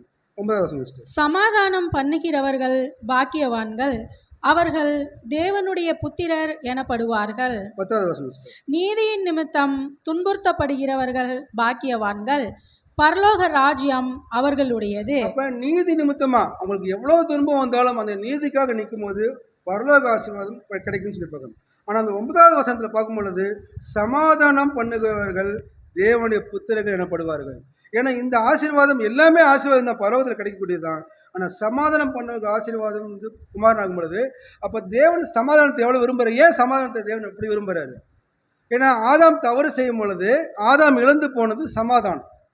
அந்த சமாதானத்தை எப்படி கொடுத்தாருன்னா தன்னுடைய ஒரே பேரான குமாரன் ஜீவனை கொடுத்து அந்த சமாதானத்தை நம்ம கொடுக்கும் பொழுது அப்போ நம்ம முக்கியமாக ஒருத்தர்கிட்ட செய்ய வேண்டிய காரியம் இந்த சமாதானம் சொல்லி பார்க்கணும். இந்த அதிகாரத்தில் 9வது சொல்லும்போது சமாதானம் பண்ணுவர்கள் பாக்கியவான்கள், அவர்கள் தேவனுடைய புத்திரருக்கு எனப்படுவார் பொழுது நம்முடைய ஆவிக்குரிய வாழ்க்கையில் இந்த சமாதானம் இந்த வசனம் எவ்வளோ ஒரு முக்கியத்துவம் பெறுதுன்னு சொல்லி பார்க்கணும். அப்போ சமாதானத்தை விரும்புகிறவங்க அதற்கான என்ன பண்ணுறாங்கன்னா அதற்கான முயற்சி செய்வர்கள் வந்து பார்க்கும்போது அவர்கள் பாக்கியவான் என்று இந்த வசனமெல்லாம் கூறுது. இப்போ சமாதானத்தை விரும்புவர்களுடைய செயல் எப்படி இருக்கும்? சபைகளில் கிறிஸ்துவர்கள் மத்தியில் பார்க்கும் பொழுது சண்டை கருத்து வேறுபாடு இல்லை என்பது அதை குறிக்கிறது இல்லை. அது பகைமையும் வெறுப்பையும் அநேக கசப்பை உண்டு பண்ணினாலும் அதை விலக்கி மற்றவர்களோட நல்லுறவு ஏற்படுறதுக்கு விரும்புவாங்க. எந்த விதத்திலாவது அந்த உறவை, அந்த உடஞ்சி போன உறவை ஒட்டி வச்சு அது இணக்கமாக வர்றதுக்கு விரும்புவாங்கன்னு சொல்லி பார்க்குறோம். மற்றவர்கள் நீ எப்படியாவது அந்த நல்லுறவை வந்து விரும்புவாங்க. கருத்து வேறுபாடு இருந்தாலும் சண்டைகள் இருந்தாலும் அதை தவிர்க்கிறதுக்கு முயற்சி பண்ணுவாங்க. வாய்ப்பு கொஞ்சம் பேசுகிற சண்டை வந்துடும், கொஞ்சம் பேசுகிற பகையை வந்துடும், இருந்தாலும் அதை தவிர்ப்பாங்க சமாதானம் செய்யக்கூடிய அந்த சகோதரர்கள். அப்போ சமாதானத்தின் முக்கியத்துவத்தை அறிந்து வேறுபாடுகள் இருந்தாலும் அமைதிக்கு வாய்ப்பு கொடுத்து என்ன பண்ணுவாங்கன்னா அதில் பிரியப்படுவாங்க அல்லது வழிநடத்துவாங்கன்னு சொல்லி பார்க்கணும். இப்போ சமாதானத்தை விரும்பி அதற்காக பெரும் முயற்சி செய்வாங்க. என்ன ஆகுதுன்னா பிதாவாகிய தேவனுக்கு அவர்கள் புத்திரிகளாக இருப்பாங்கன்னு சொல்லி பார்க்குறோம். அப்போ பார்க்கும் பொழுது பாவ மனுஷன், அதாவது மனுக்குலம் பாவம் பண்ணிடுச்சு. தேவனுக்கு மனுக்குலத்துக்குன்னு ஒரு பெரிய பிளவு. கர்த்தராகிய இயேசு கிறிஸ்து சிலுவை மரணத்தினால இந்த சமாதானத்தை ஏற்படுத்தி கொடுத்தார். இஸ்ரேல் ஜனக்கும் புறஜாதிக்கும் ஒரு பெரிய பிளவு. ஏன்னா அவங்களுக்கு தான் சபை வாய்ப்பு, நமக்கு இல்லைன்றது. அப்போ ஒரு வசனம் வாசிக்கலாம், அதில் இல்லை இது பின்னாடி வரும்னு சொல்லி பார்க்கணும். அப்போ இவங்க 2 பேருக்கும் ஒரு பிளவை சிலுவை மரணத்தில் ஜெயிச்சு என்ன பண்ணுறாருன்னா அவர் சமாதானத்தை கொடுக்குறான்னு சொல்லி பார்க்குறோம். வாசிக்கலாம். யோவான் 14ஆம் அதிகாரம் 27வது வசனம். யோவான் 14:27. சமாதானத்தை உங்களுக்கு வைத்து போகிறேன், என்னுடைய சமாதானத்தையே உங்களுக்கு கொடுக்கிறேன். உலகம் கொடுக்கிற பிரகாரம் நான் உங்களுக்கு கொடுக்கிறது இல்லை. உங்கள் இருதயம் கலங்காமலும் பயப்படாமலும் இருப்பதாக. ஏன்னா இந்த சமாதானத்தை தான் ஒட்டுமொத்த மனுக்குலம் இழந்தது. அப்போ கர்த்தராகிய இயேசு கிறிஸ்து சமாதானத்தை யார்கிட்ட வாங்கிட்டாருங்க? பிதாவாகிய தேவனிடத்தில். அப்போ அந்த சமாதானத்தில் குற்றம் குறை இருக்குமா? நிறைவானது. அந்த சமாதானத்தை நான் உங்களுக்கு கொடுக்க போகிறேன். யாருக்குன்னா இந்த மாதிரி சமாதானத்தை விரும்புகிறவங்க, இந்த சத்துருக்களை சிநேகிக்கிறவங்க, மற்றவங்க மேலே அன்பு காட்டுறவங்களுக்கு தான் அதை கொடுப்பாருன்னு சொல்லி பார்க்கணும். வாசிக்கலாம். லூக்கா 6ஆம் அதிகாரம் 35வது வசனம். உங்கள் சத்துருக்களை சிநேகியுங்கள், நன்மை செய்யுங்கள், கைமாறு கருதாமல் கடன் கொடுங்கள், அப்பொழுது உங்கள் பலன் மிகுதியாய் இருக்கும். உன்னதமானவருக்கு நீங்கள் பிள்ளைகளாய் இருப்பீர்கள். அவர் நன்றி அறியாதவருக்கும் துரோகிகளுக்கும் நன்மை செய்கிறாரே. அப்போ சத்துருக்களுக்கு அன்பு காட்டவும் அவளுக்கு விரும்பி, அதாவது விருப்பம் இல்லாமல் இல்லை, ஏனாதானமாக அவர் ஒரு பிதர்ப்பா, அவங்க ஒரு சகோதரி, நம்ம செய்யணும் இந்த அப்படி ஒரு உதவி, இந்த ஒரு ஆலோசனை, அப்படி இல்லை. அதை விருப்பத்தோட ஒரு அன்போடு அந்த உதவி நம்ம செய்யணும்னு சொல்லி பார்க்கணும். நமக்கு எந்த விதத்திலும் அவங்க நன்மை செய்யாமல் இருந்தாலும் சரி, நம்மக்கிட்ட ஒரு விரும்பி அவங்க பேசாத சகோதரர்கள் கூட இருக்கட்டும் நமக்கு. ஆனால் நம்ம என்ன பண்ணணும், எந்த வித எதிர்பார்ப்பு இல்லாமல், ஒருவேளை அவங்க கடன் உதவி கேட்குறாங்களா, அவங்க திருப்பி தருவாங்கன்னு எதிர்பார்ப்பு இல்லாமல் உதவி செய்யுங்க. அவங்களுக்கு உடல்நிலை சரியில்லையா, பண உதவி செய்ய முடியாட்டால் கூட உடல் உழைப்பு அல்லது உடல் ரீதியான உதவிகள் அல்லது ஜப உதவிகள், இது எதுவுமே எந்த வித எதிர்ப்பு, ஏன்னா எனக்கு உடம்பு சரினா அவர் ஜெபிப்பார்னு பண்ணக்கூடாது. நம்ம எந்த வித எதிர்பார்ப்பும் இல்லாமல் உங்களுக்கு உதவி செய்ய வேண்டும். இப்படி செய்வதன் மூலமாக நாம் தேவனுடைய பிள்ளைகளாக குமாரர்களாக மாறுவோம் என்று கர்த்தராகிய இயேசு கிறிஸ்து சொல்கிறாருன்னு சொல்லி பார்க்கணும். வாசிக்கலாம். யோவான் 13ஆம் அதிகாரம் 34 மற்றும் 35. நீங்கள் ஒருவரில் ஒருவர் அன்பாயிருங்கள், நான் உங்களில் அன்பாயிருந்தது போல நீங்களும் ஒருவரில் ஒருவர் அன்பாயிருங்கள் என்கிற புதிதான கட்டளையை உங்களுக்கு கொடுக்கிறேன். அப்போ கர்த்தராகிய இயேசு கிறிஸ்து இந்த வசனத்தில் ஒரு பாசமான ஒரு எச்சரிக்கை கொடுக்குறாரு. நம்ம மேலே ஒரு பாசம், ஆனால் இருந்தாலும் ஒரு எச்சரிக்கை. நாம் ஒருவருக்கொரு அன்பு வைக்கும் பொழுது இயேசுவின் சீடர்கள் என்பது இந்த உலகத்துக்கு சாட்சியாக அறிவிக்கிறோம். அப்போ நம்ம இந்த பூமியில் இருக்கும் பொழுது, உலகத்தில் இருக்கும் பொழுது நம்மளை யாராவது கிறிஸ்துக்கள் சொல்கிறதுக்கு வாய்ப்புகள் இருக்குதுங்களா? நம்மளை பார்த்தாங்கன்னா ஒரு பைபிள் வெளில சிலவங்க அந்த சிபிஎம் சர்ச்சு சில சர்ச்சு பார்க்கும்போது ஒயிட் அண்ட் ஒயிட் போட்டிருப்பாங்க, காதில் இதில் எதுவுமே போட்டிருக்க மாட்டாங்க. அவங்க சொல்லுவாங்க அலுவலியா கோயிஸ்ன்னு சொல்லுவாங்க, கையில் பைபிள் வச்சுருப்பாங்க. ஆனால் நம்மளெல்லாம் பார்த்து யாராவது கிறிஸ்துக்குன்னு சொல்ல முடியுமா? ஏன் நம்மளால் சாட்சி கொடுக்க முடியல? நம்மளால் சபையிலே சாட்சி கொடுக்க முடியல. அப்போ உலகத்தில் நம்ம பார்க்கும்பொழுது அவங்க சொல்லணும் சார், அவங்க பார்க்கும்பொழுது எந்த வித கெட்ட பழக்கமும் இருக்க மாட்டாங்க, ஒழுக்கமாக வாழ்வாங்க, மற்றவங்களுக்காக ஜெபம் பண்ணுவாங்கன்னு. அப்படி உலகம் நமக்கு உலகத்தில் நம்ம சாட்சி கொடுக்கும் பொழுது தான் இவங்கெல்லாம் கிறிஸ்துவ பின்பற்றவங்கன்னு சொல்லணும். ஆனால் இன்றைக்கி பார்க்கும்போது கிறிஸ்துவர்களை அந்த உலகத்தார் என்ன பண்ணுறாங்க, இவங்க நடக்கையை பார்த்து இயேசு கிறிஸ்துவையும் சத்திய வசனத்தையும் அவங்க கேலி பண்ணுற மாதிரி இன்றைக்கி உலகத்தில் போய்ட்டுருக்குன்னு சொல்லி பார்க்கணும். வாசிக்கலாம். யோபு 25:3. அவருடைய சேனைக்கு தொகையுண்டோ, அவருடைய வெளிச்சம் யார் மேல் உதிக்காமல் இருக்கிறது. அப்போ தேவனுடைய அன்பு எப்படிப்பட்டதுன்னா, நல்லோர் மேலும் தீயோர் மேலும் மழையும் சூரியனும் பெய்ய செய்கிறார். அப்போ அவருடைய அன்பு எப்படிப்பட்டதுன்னா, அவருடைய வெளிச்சம் எல்லாருக்கும் ஆனதுன்னு சொல்லி பார்க்குறோம். சங்கீதம் 145:9 சிஸ்டர், 145:9. கர்த்தர் எல்லார் மேலும் தய உள்ளவர், அவர் இரக்கங்கள் அவருடைய எல்லா கிரியைகளின் மேலும் உள்ளது. அப்போ கர்த்தர் பார்க்கும்போது அனைவருக்கும் நல்லவராக இருக்கிறார் அவர். ஆனால் அவர் ஏற்றுக்கொள்ளாதவங்க தான் என்ன பண்ணுறாங்கன்னா அவர் தவறாக புரிஞ்சுட்டுருக்காங்கன்னு சொல்லி பார்க்குறோம். தம்முடைய எல்லா படைப்புகள் மீதும் அவர் இறக்க வச்சுட்டு இருக்கிறார். எப்படி சொல்லலாம் அது? அவர் எல்லா படைப்பின் மேலேயும் அவர் கிரியை இருக்குதுன்னா அவர் எல்லா படைப்பின் மேலேயும் எப்படி அனுபவிச்சிருக்காருங்க, போஷிக்கிறார். எப்படி பறவைகள் விலங்குகள்லாம் அதை விளைவிக்குதா, களஞ்சியத்தில் போய் ஆனால் அதுக்கு பார்க்கும்போது தினமும் அதுக்கு ஆகாரம் கிடைக்குது, தினமும் அதுக்கு ஒரு பாதுகாப்பு கிடைக்குது, அது தன்னுடைய வம்சத்தை விருத்தி பண்ணுது. எல்லாம் தேவன் செய்யறன்னு சொல்லி பார்க்கணும். அப்போ பறவைகளுக்கு அவ்வளோ அன்பு அக்கறை வைக்கும் பொழுது இப்போ நம்ம மேலே அவ்வளோ வச்சிருப்பாருன்னு சொல்லி பார்க்கணும். வாசிக்கல மத்தேயு 5:46 வசனம். உங்களை சிநேகிக்கிறவர்களையே நீங்கள் சிநேகிப்பீர்களானால் உங்களுக்கு பலன் என்ன? ஆயக்காரரும் அப்படியே செய்கிறார்கள் அல்லவா?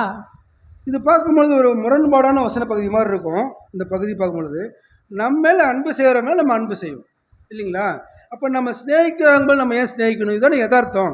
இப்போ நமக்கு நன்மை செய்கிறாங்க, அவங்க நம்ம நன்மை செய்கிறோம். நம்ம மேலே அன்பு காட்டுறாங்க, அன்பு காட்டுறோம். நமக்கு உதவி செய்கிறோம், உதவி செய்கிறோம். இது செய்யாதவங்களுக்கு நான் ஏன் போய் செய்யணும்? இதுதானே உலக இயல்பு நீங்கள் போயிட்டு இருக்குது. அப்போ இயேசு கிறிஸ்து ஒரு சொல்கிறாருங்க, ஒருவன் தன் எதிரிகளை அதாவது சத்துருக்களை சிநேகிக்கணும் என்பது உதாரணம் பார்க்கும் பொழுது நம்ம நேசிக்கிறவே நேசித்தால் அவனுக்கு என்ன பலன்? உலகத்தில் இருக்கிறவங்க அப்படி செய்கிறாங்கன்னு இயேசு கிறிஸ்து சொல்கிறாரு. இப்போ இந்த வரி வசூல் ஏன் சொல்கிறாங்கன்னா, இந்த வரி வசூல் பண்ணுற ஆயக்காரர்கள் பார்க்கும்போது அவங்களோட எஜமான் யாருன்னு பார்க்கும்போது ரோமர்கள்.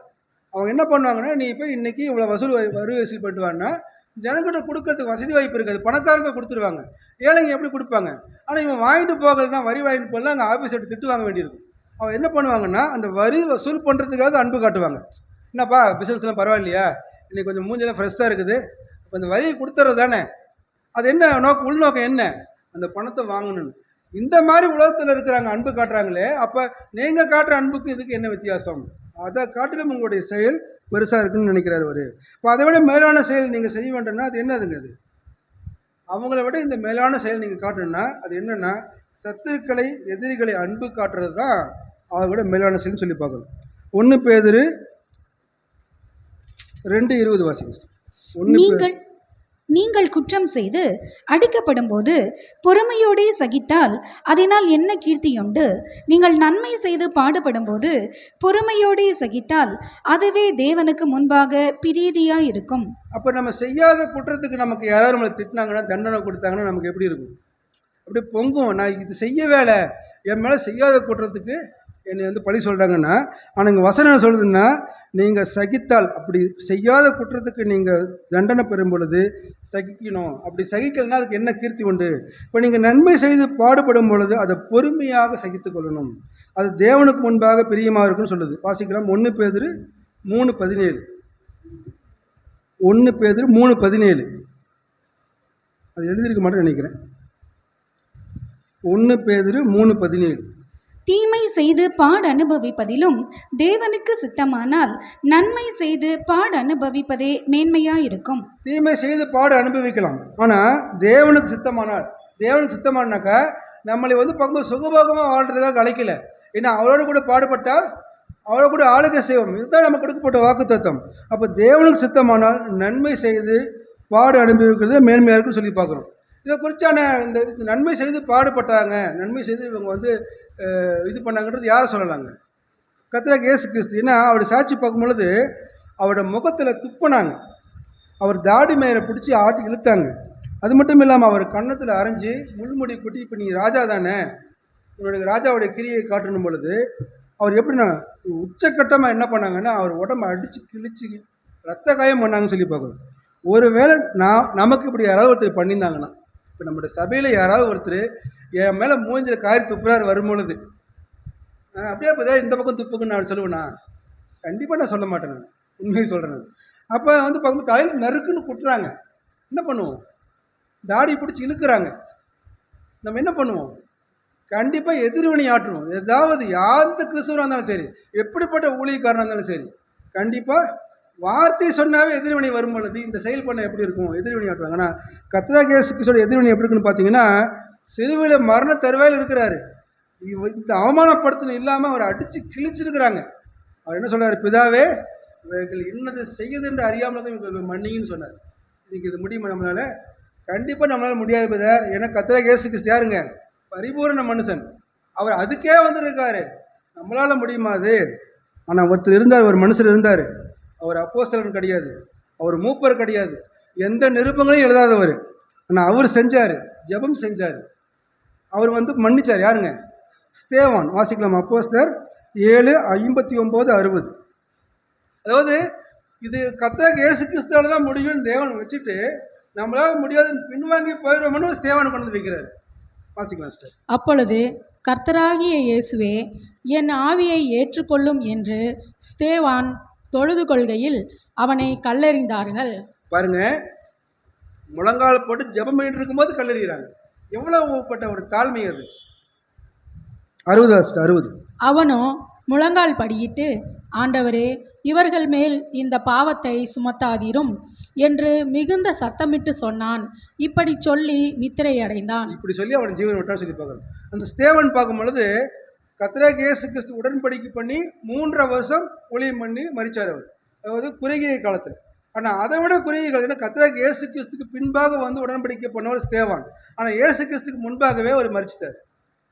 அப்போ குறுகிய இயேசுக்கு முன்பாக அந்த குறுகிய காலத்தில் அப்போ எந்த அளவுக்கு அந்த சத்தியத்தை அவர் உள்வாங்கியிருப்பார், எந்த அளவுக்கு அந்த சத்தியத்தை விசுவாசிச்சிருப்பார், இந்த அளவுக்கு இந்த குறைஞ்சபட்ச காலபட்சத்தில் அவர் தன்னை கொல்ல வரவங்களை மன்னிக்கிற அளவுக்கு அவர்களுக்காக ஜெபம் பண்ணுற அளவுக்கு வந்திருப்பாருன்னு சொல்லி பார்க்கணும். அப்போ நமக்கு நம்மளால முடியுன்றது தான் ஒரு சாதாரண நம்மளை போல பாடுள்ள மனுஷனுக்கு இந்த வாய்ப்பு கொடுக்குறேன்னு சொல்லி பார்க்கணும். வாசிக்கலாம் மத்தேயு 5ஆம் அதிகாரம் 47வது வசனம். உங்கள் சகோதரரை மாத்திரம் வாழ்த்துவீர்களானால் நீங்கள் விசேஷித்து செய்கிறது என்ன? ஆயக்காரரும் அப்படி செய்கிறார்கள் அல்லவா? சரி, இது பொதுமொழி பெயர்ப்பில் வாசிங்க இந்த வசனம். அதில் அந்த பிறகு மத்தேயு 5:47. இதில் கொஞ்சம் தெளிவாக இருக்கும் அந்த டிரான்ஸ்லேஷன். இதில் 5:47, மத்தேயு 5:47. அது சின்ன லெட்டராக இருக்குது சிஸ்டர். உங்கள் நண்பர்களுடன் மட்டுமே நீங்கள் இனிமையுடன் பழகினால் மற்றவர்களை விட நீங்கள் எவ்வகையிலும் சிறந்தவர்கள் அல்ல. தேவனை மறுக்கிறவர்கள் கூட தங்கள் நண்பர்களுக்கு இனிமையானவர்களாய் இருக்கிறார்கள். பார்த்தீங்கன்னா, நண்பர்கிட்ட நம்ம இனிமையாக பழகிறோன்னாங்கன்னா உலகத்தில் இருக்கிற பாவிகளும் அப்படி தானே பழகிட்டு இருக்கிறாங்க. சிலவங்க பார்க்கும்போது ஒரு வசனம் கூட இருக்கும். அதாவது ஒரு சிநேகிதனுக்கு தரும் ஜீவனை விட ஒரு வசனம் தெளிவாக இருக்கும். அதை குறிப்பு வைக்கிறேன் நான். அப்போ பார்க்கும்பொழுது இது நம்ம உலகத்தில் ஒப்பிட்டு பார்க்க வேணும். நம்ம சபையில் எடுத்துக்கோங்க. சபையில் நம்ம சகோதர மத்தியில் எல்லாரும் யாரால் அழைக்கப்பட்டவங்க? எல்லாரும் தேவன் அழைக்கப்பட்டவங்க. எல்லாரும் யாருக்காக? கர்த்தராகிய இயேசு கிறிஸ்து எல்லாருக்கும் ஜீவனை கொடுத்துருக்காரு. இப்போ எனக்கு அதிகமாகவும் மற்றவங்க குறைவாகவும் இல்லை. அப்போ இங்கே பார்க்கும்பொழுது நம்ம இங்கெல்லாம் எதுக்கு வந்திருக்கிறோம்? நம்ம சபைக்கு எதுக்காகலாம் வந்திருக்கிறோம்? கற்றுக்கொள்றதுக்காக வந்திருக்கிறோம். எப்படின்னா, ஒருத்தர் இன்ஜினியர் படிக்கிறாரு, ஒரு மெக்கானிக்காக படிக்கும்பொழுது ஒரு வேலை கிடச்சோன்னா உடனே இப்போ சீட்டில் உட்காந்து வேலை செய்ய சொல்ல மாட்டாங்க. ஒரு வருஷம் அப்ரண்டிஸ்ன்னு சொல்லுவாங்க, கற்றுக்கொள்றதுக்கு விடுவாங்க. அவரை பார்க்கும்பொழுது அதை கற்றுக்கொள்ளும் பொழுது ஒரு மிஷினை போட்டு உடச்சிடலாம், சின்ன இன்ஸ்ட்ருமெண்ட் உடச்சிடலாம். தவறு பண்ணும்பொழுது சூப்பர்வைசர் வந்து கண்டுபிடி திட்டுவான். இல்லைன்னா ஃபஸ்ட்டு வந்து சொல்லிக் கொடுப்பாங்க, இப்படி தான் பண்ணணும், இடம் பற்றின உடச்சி போச்சுன்னு. 2வது முறை 3வது முறை பண்ணும்போது உடச்சிடுவான். அப்போ அவன் திட்டு வாங்குவான். இது எல்லாம் அந்த ஒரு வருஷத்தில் என்ன பண்ணணும்னா ஒரு வேலையை எப்படி செய்யணும்னு கற்றுக்கிறது. அப்போ சிலவங்க சீக்கிரமாக நல்ல விதமாக கற்றுக்குவாங்க, சிலவங்க கொஞ்சம் நிதானமாக இருப்பாங்க, சிலவங்க திட்டு வாங்கி கற்றுக்கிட்டே இருப்பாங்க அந்த ஒரு வருஷம் முடியல கூட.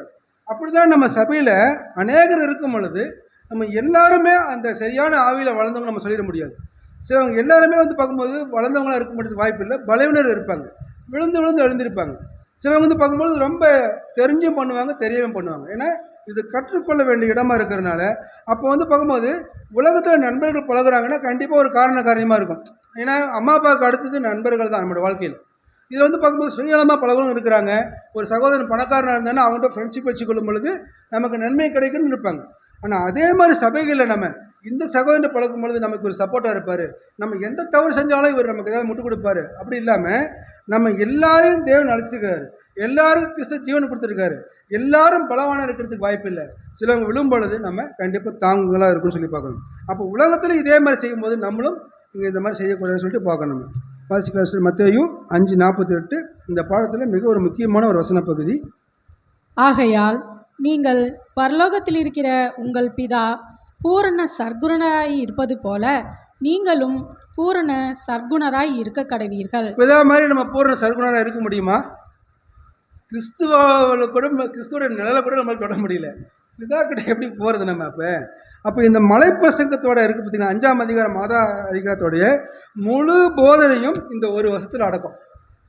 அப்போ அந்த சுருக்கம் எதுன்னு சொல்லி பார்க்க, ஏன்னா ஒரு மிக உயர்வான ஒரு மதிக்கத்தக்க ஒரு வசன பகுதி மத்தேயு 5:48. ஏன்னா பரலோகத்துக்கு உங்களுடைய பிதா எப்படி பரிபூர்ண குணநட்சத்திரப்படி இருக்கிறாரோ அதே போல் நீங்களும் இருக்க வேண்டும் என்று இயேசு கிறிஸ்துவோட போதனையாக இருக்குது. ஏன்னா அந்த போதனை அவர் கேட்ட ஒரு மகிமை அடைஞ்சு அவர் குமாரன் ஆக போகிறாரு. உங்களை அழைச்சிருக்கிற தேவனுக்கு நானும் அந்த வாய்ப்பை கொடுக்குறேன்றதா சொல்ல வரேன்னு சொல்லி பார்க்குறோம். அப்போ பிதாவுடைய குணமான என்னென்னு பார்க்கும் பொழுது அன்பு, ஞானம், அவருடைய நீதி, அவருடைய இரக்கம், கிருபை இதெல்லாம் இருக்குன்னு சொல்லி பார்க்குறோம். வாசிக்கலாம். லூக்கா 6:36. ஆகையால் உங்கள் பிதா இரக்கமுள்ளவராய் இருக்கிறது போல நீங்களும் இரக்கமுள்ளவர்களாய் இருங்கள். அப்போ அப்பா எப்படியோ இருப்பாங்களோ அப்படிதானே மகன் இருப்பாங்க. அப்போ நம்முடைய அப்பா பிதாவை நம்ம அவரை கூப்பிடுறோம், அவர் அப்பான்னு கூப்பிடுறோம், அவர் தந்தைன்னு கூப்பிட்டு என்ன பண்ணணும்னா அவர்கிட்ட ஒரு குணநலன்களை கண்டிப்பாக நம்மகிட்ட காட்டணும். அப்போ பூரண சற்குணம்னா என்ன அர்த்தங்க? பூரணன்னா முழுமை, சற்குணம்னா நல்ல குணம் அல்லது நற்பண்புன்னு அர்த்தம். அதாவது சற்குணம் அப்படின்போது சத்குணம், அதாவது அந்த இரு திரிபு ஆயிடுச்சு. சத் என்றால் உண்மையான, தரமான, உயர்வான அர்த்தம். அது கூட ப்ளஸ் குணத்தை சேர்த்தோமா சற்குணம், நல்ல குணம்னு சொல்லி அர்த்தம். உதாரணமாக பார்க்கும் பொழுது இந்த மாதிரி குணம் உள்ளவங்க எப்படி இருப்பாங்கன்னா அவங்க அதிகமாக உண்மையை தான் பேசுவாங்க. முடிஞ்ச வரலும் 99% உண்மையை தான் பேசுவாங்க. எல்லார் இடத்துலையும் அன்பு காட்டுவாங்க. பிறருக்கு எந்தவித எதிர்பார்ப்பும் இல்லாமல் உதவி செய்வாங்க. நல்ல ஒழுக்கத்துடன் நல்ல சிந்தனையோடு அவங்க வாழ்ந்துட்டு இருப்பாங்க. எந்த சூழ்நிலையும் அவங்க பொய் பேச மாட்டாங்க. இதுதான் சற்குணமாகிய நற்குணத்தின் செயலாகும். இப்போ இதெல்லாம் பைபிள் ஒரு வசனமாக இருக்குது தெரியுங்களா? பாதி 10 கட்டளைகளில் வசனங்கள்லாம் இருக்குன்னு சொல்லி பார்க்குறோம். அப்போ இதை நம்ம செயல்படுத்தினாவே 10 கட்டளையை நம்ம நிறைவேற்றுற மாதிரி அர்த்தம்னு சொல்லி பார்க்குறோம். உலகத்தில் எந்த உயிரினமும் அதாவது பரிபூர்ண நிலைமை அடைகிறதுக்கு வாய்ப்பே இல்லை மனுஷனை தவிர. ஏன்னா அது எப்படி பிறக்குதோ அப்படி சாகுது. இப்போ நாய் நாயாக போகிறது வேறு மாதிரிலாம் மாறி போகுது, அந்த ட்ரெஸ்லாம் போட்டுக்கிட்டு போயிடுதா, இல்லை பறவைங்க அந்த மாதிரி ஆகிடுதா? அந்த உயிரினங்கள் எப்படி படைக்கப்பட்டதோ அப்படியே மறிக்குது. ஏன்னா அது பரிபூர்ணம் அடையிறதுன்னு சொல்லி பார்க்குறோம். ஏன்னா அது அடைய முடியாது. அப்போ நாமும் கூட பார்க்கும்போது முழுமையை அடைவதும் பரிபூர்ணமாகுவதும் நமக்கு சாத்தியமற்றதாக தோன்றினாலும், சாத்தியம் இருக்க நமக்கு பிதா போல பூர்ண சற்குணம் ஆக முடியுமா? ஆனால் சாத்தியம் இல்லாதவனாலும் தேவனால் எல்லாம் கூட. ஏன்னா இந்த தெய்வ திட்டத்தின்படி நம்மளை அழைச்சி இப்படிப்பட்ட பாடுகள், இப்படிப்பட்ட சோதனைகள் வச்சிருக்கும் பொழுது அது தேவனால் எல்லாம் கூட. எப்படின்னா முழுமையான கீழ்ப்படிதல் தேவனிடத்துலையும், முழுமையாக தேவனை நம்புற இடத்துல கண்டிப்பாக நம்மளால் பரிபூரணம் ஆக முடியும். எப்படின்னா அநேக வசனங்கள் நம்ம அதை ஊக்குவிச்சு உற்சாகப்படுத்துறதுக்கு சொல்லி பார்க்குறோம். அதுக்கு பார்க்கும்போது அதுக்கு உச்சக்கட்ட ஒரு பரிபூரணம் என்னென்னு பார்க்கும் பொழுது எதிரிகளை, சத்துருக்களை தாண்டி, அவங்க அன்பை தாண்டி நம்மளால் போக முடியாது. அப்போ நம்ம எதிரிகளையும் சத்துருக்களையும் நேசிக்கும்படி தேவனுக்கு நம்ம கட்டளையிட்டு இருக்காரு. அப்போ அவங்கள நேசிக்காமல், அவங்களுக்கு அன்பு காட்டாமல் நம்ம பரிபூரணம் ஆக முடியும்னு சொல்லி பார்க்குறோம். அப்போ நான் பரிபூரணம் இருக்கிறது போல நீங்களும் பரிபூரணம் ஆக வேண்டும் என்பது தேவனுடைய விருப்பத்தை கிறிஸ்து மூலிமா சொல்கிறாரு பார்க்கணும். மத்தேயு 5:41 பார்க்கும் பொழுது நம்முடைய வாழ்க்கையில் இலக்காக கொள்ள வேண்டிய ஒரு முக்கியமான ஒரு வசன பகுதி. அப்போ என்னுடைய அன்பு என்னை விரும்புகிறவங்களுக்கு மட்டும்தான், என்னுடைய அன்பு என்னை ஸ்நேகம் பண்ணுறவங்களுக்கு, என்னுடைய நண்பர்களுக்கு மட்டும்தான், என்னுடைய கருத்துக்கு இணக்கமாக வர்றவங்களுக்கு மட்டும்தான் என்னுடைய அன்பு. எனக்கு மாத்திரமே நன்மை செய்வது என்ற என்னுடைய அன்புன்றது இல்லாமல் என்னை விரோதிக்கிறீங்களா விரோதிங்க, என்னை சபிக்கிறீங்களா சபிங்க, என்னை துன்பப்படுத்திங்களா துன்பப்படுங்க. என்னுடைய அன்பு நான் வாரி வழங்குவேன். மற்றவங்களுக்கு எப்படி என் அன்பை கொடுக்குறேனோ அதே மாதிரி கொடுப்பேன். ஏன்னா என்னோட கசப்பு காட்டுறதையும் பகையும் காட்டுறதையும் நான் வெறுத்து என்னோடய சகோதரத்தில் என்னோடய அன்பு உண்டுன்னு பொழுது ஏனென்றால் பிதாவேகி தேவன் நல்லோர் மேலேயும் தீயோர் மேலேயும் சூரியனை மழை செய்ய போகும் பொழுது இவங்க என்னோட சகோதரர்கள் தானே, இவர்கிட்ட ஒரு தீமையான குணம் இருந்தால் என்ன, இவங்ககிட்ட வேண்டாத குணம் இருந்தால் என்ன, நான் அன்பு காட்டுறது என்னால் முடியும். அப்படின்னா எப்படி முடியும்னா மன்னிப்பு, அன்பு, இரக்கம் இவ எப்படி இருக்குன்னா வெளிப்புறகமாக இருக்கக்கூடாது. இப்போ எனக்கும் பதிலுக்கும் ஒரு பெரிய மனக்கசப்பாயிடுச்சு, நான் மன்னிச்சுட்டு சொல்கிறேன், அவர் மன்னிச்சுட்டு சொல்கிறாரு. ஆனால் கை கொடுக்கும் போது கை பார்த்தீங்கன்னா இப்படி தான் டச் ஆகும் பேருக்கு அப்படி. அதாவது வெளிப்புறமாக இல்லையா அவர் நான் மன்னிச்சுட்டு என்ன பேசிட்டு இருக்கிறேன்னு, ஆனால் அது உள்ளே இருக்குதா உண்மையில் பார்க்கும்போது உள்ளே இருக்குதான்னா கண்டிப்பாக இல்லை. ஏன்னா அதுக்கு உதாரணம் சொல்கிறேன் பாருங்கள். ஒரு முட்டை இருக்குது, அந்த முட்டையை வெளியிருந்து உடைச்சதுன்னா அவர் பலன் எவ்வளோ? அந்த முட்டையை வெளியிருந்து உடைக்கிறோம், அவர் பலன் என்னங்க? ஒரு ஆம்லெட் ஆகும், இல்லாட்டா யாராவது ஒருத்தர் சாப்பிடலாம், அதுதான் அதோட பலன். அதே முட்டை உள்ளேருந்து உடைஞ்சதுன்னா, உள்ளேருந்து உடைஞ்சது என்ன அர்த்தம்? உள்ளேருந்து ஒரு உயிர் வெளியில் வருது, ஒரு கோழி வெளியே வருது, அது வரும்பொழுது மல்டிப்ளை ஆகும், பல கோழிகள் உருவாகும், பல முட்டைகள் வரும். எவ்வளோ பேருக்கு பலன்? இது என்ன அர்த்தம்னா உள்ளேருந்து ஏற்படக்கூடிய மாற்றம். வெளிப்புற மாற்றம் வேஷமாக இருக்கும், யாரோ ஒருத்தருக்கு எனக்கு பிடிச்ச சகோதரனுக்கு மட்டும்தான் அது பிரயோஜனமாக இருக்கும், எனக்கு பிடிக்காத சகோதரருக்கு அது பிரயோஜனமாக இருக்காது. ஆனால் உள்ளே எனக்குள்ள மாற்றம் ஏற்பட்டுச்சுன்னா அந்த சக்தி வசனம் உள்ளே போய் எல்லாரும் என்னோட சகோதரர்கள், தேவன் எனக்கு கொடுத்த சகோதரர்கள், எனக்கு ஜீவனை கொடுத்தது போல கர்த்தராகிய இயேசு கிறிஸ்து என்னோட சகோதரர்கள் ஜீவனை கொடுத்துருக்காங்க, இவங்களுக்காக என் அன்பை கொடுப்பேன். நான் எவ்வளோ அவமானப்பட்டாலும் நினைச்சாலும் நான் கொடுப்பேன்றது தான் உள்ளேருந்து ஏற்படக்கூடிய மாற்றம். இதை தான் தேவன் விரும்புகிறாரு. இந்த வசனத்தில் மட்டும் சொல்லிட்டு வர பார்க்குறோம். அப்போ வெளிப்புற மாற்றத்தை விட உள்ளிருந்து வரக்கூடிய மாற்றம் பல நன்மைகளை நமக்கு செய்யும் சொல்லி பார்க்குறோம். அப்போ நமக்கு எதிராக பாதிப்பு ஏற்படுத்தின ஒரு சகோதர சகோதரிகிட்ட கசப்பு காட்டுறாங்க, இல்லை நம்ம பேரை வந்து கெடுக்கிறாங்க, இல்லை கோபம், வீண்பழி, கடினமையான வாழ்க்கை, இன்னும் எக்ஸட்ரா என்ன இருந்தாலும் சரி, அது என்ன பண்ணணும்னா அதை உணர்ந்து ஒரு காலம் நான் அப்படி எல்லாத்துலையும் நடந்துக்கிறேன்னு வச்சுக்கோங்களேன். யாரோ ஒரு சில சகோதரிட்ட நான் இப்படி கசப்பு காட்டுறேன், அவங்களை வீண் பண்ணி சொல்கிறேன், எல்லாம் பண்ணுறேன், ஆனால் அதை நான் உணர்றேன். உணர்ந்து அந்த சகோதரர் நெருங்கி போகும்போது அவங்க என்னை ஏற்றுக்க மாட்டேங்கிறாங்க. ஏன்னா என்னால் பாதிக்கப்பட்டிருக்கிறாங்க. அவங்க என்னை அவாய்ட் பண்ணுறாங்க, ஒரு பேச்சுக்காக அன்பு காட்டுறாங்க. சரி, சபைக்கு வந்துட்டாரு ஒரு சகோதரத்துக்காக என்கிட்ட பழகுறாங்க போது அப்போ என்ன பண்ணுறேன்னா, ஏன் உங்களால் அதை மறக்க முடியல, இல்லை அந்த இடத்துல நான் இருந்தேன்னா ஏன் மறக்க முடியலன்னா, மன்னிச்சிட்டேன் ஆனால் மறக்கலை. இதயத்தில் இருக்குது, ஆழத்து ஓரமாக இருக்குது. அப்போ அதை இதயத்தில் வச்சுக்கணும்னா அது வெளிப்படையாக தான் பேசுகிறோம், அந்த அன்பு வெளிப்படையாக தான் இருக்குது, அந்த மன்னிப்பு வெளிப்படையாக தான் இருக்குது, அது உள்ளே இல்லைன்னு சொல்லி பார்க்கணும். ஏன்னா மீண்டும் மீண்டும் ஒரு கிளையில் பறவை வந்து தொடர்ந்து உட்காருதுன்னா அப்போ அந்த மரம் அப்படி என்ன செஞ்சிருச்சு, அந்த பறவையை தாங்க தெரிஞ்சிருக்குது. அதனால தான் பறவை மீண்டும் மீண்டும் போய் உட்காருது. அப்போ ஒருவர் பாரத்தை ஒருவர் சுமந்து, அப்போ எனக்கு வந்து என்னுடைய பலவீனம், என்னுடைய தவறு எனக்கு பாரமாக இருக்கும் பொழுது பலம் இருந்த சகோதரர்கள், இல்லை அதை உணர்ந்த சகோதரன் தாங்கிறதான் கிறிஸ்துவ வாழ்க்கைன்னு சொல்லி பார்க்குறோம். வாசிக்கலாம் மத்தேயு 6:15. இந்த வசனத்துக்கு விளக்கம் தேவைன்னு நினைக்கிறேன், வாசிக்கலாம். மனுஷருடைய தப்பிதங்களை நீங்கள் அவர்களுக்கு மன்னியாதிருந்தால் உங்கள் பிதா உங்கள் தப்பிதங்களை மன்னியாதிருப்பார். நம்ம மனதளவில் மன்னிக்கலைன்னா பிதாவும் மன்னிக்க மாட்டார். பிதா மன்னிக்கலைன்னா எந்த ஆசீர்வாதமும் எந்த வாய்ப்புமே கிடையாதுன்னு சொல்லி பார்க்கணும். ஏன்னா நமக்காக ஒரே பேராணை நமக்காக கொடுத்துருக்காரு. நம்ம பாவத்துக்கு நம்ம எதுவுமே பண்ணலை, ஆனால் அவர் செஞ்சுருக்காருன்னு சொல்லி பார்க்கணும். நீங்கள் பார்க்கும்போது இந்த உலகத்தில் தேவன் காடுன்னு இருக்கார் பார்த்தீங்களா, அவர் மேலே நம்பிக்கை வச்சுருக்கிறவங்க எத்தனை பேர் இருப்பாங்க தேவன் மேலே?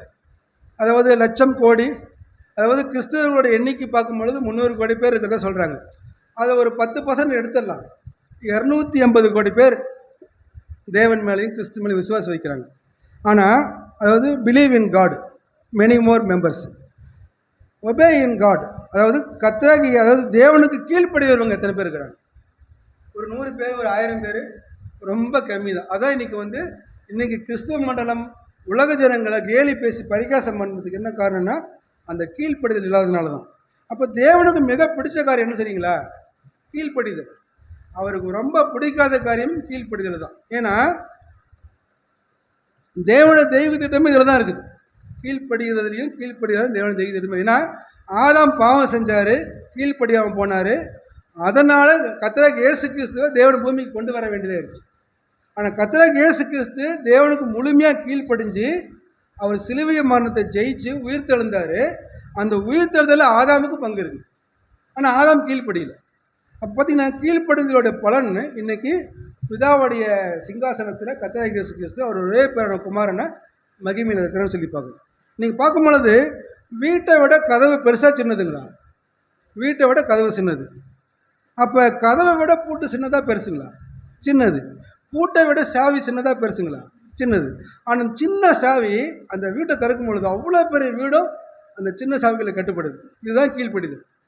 இந்த சின்ன சாவி வச்சு நம்ம கீழ்ப்படிஞ்சோமா மிகப்பெரிய வாய்ப்பான அவருக்கு ஒரே பேரான அதாவது குமாரனா புத்திரனா நம்ம போய் சேர முடியும். அப்போ கீழ்ப்படிதல், ஒரு வீடு அவ்வளோ பெரிய வீட்டுக்கு சின்ன பூட்டு சின்ன சாவி அத்தனையும் பாதுகாக்குது.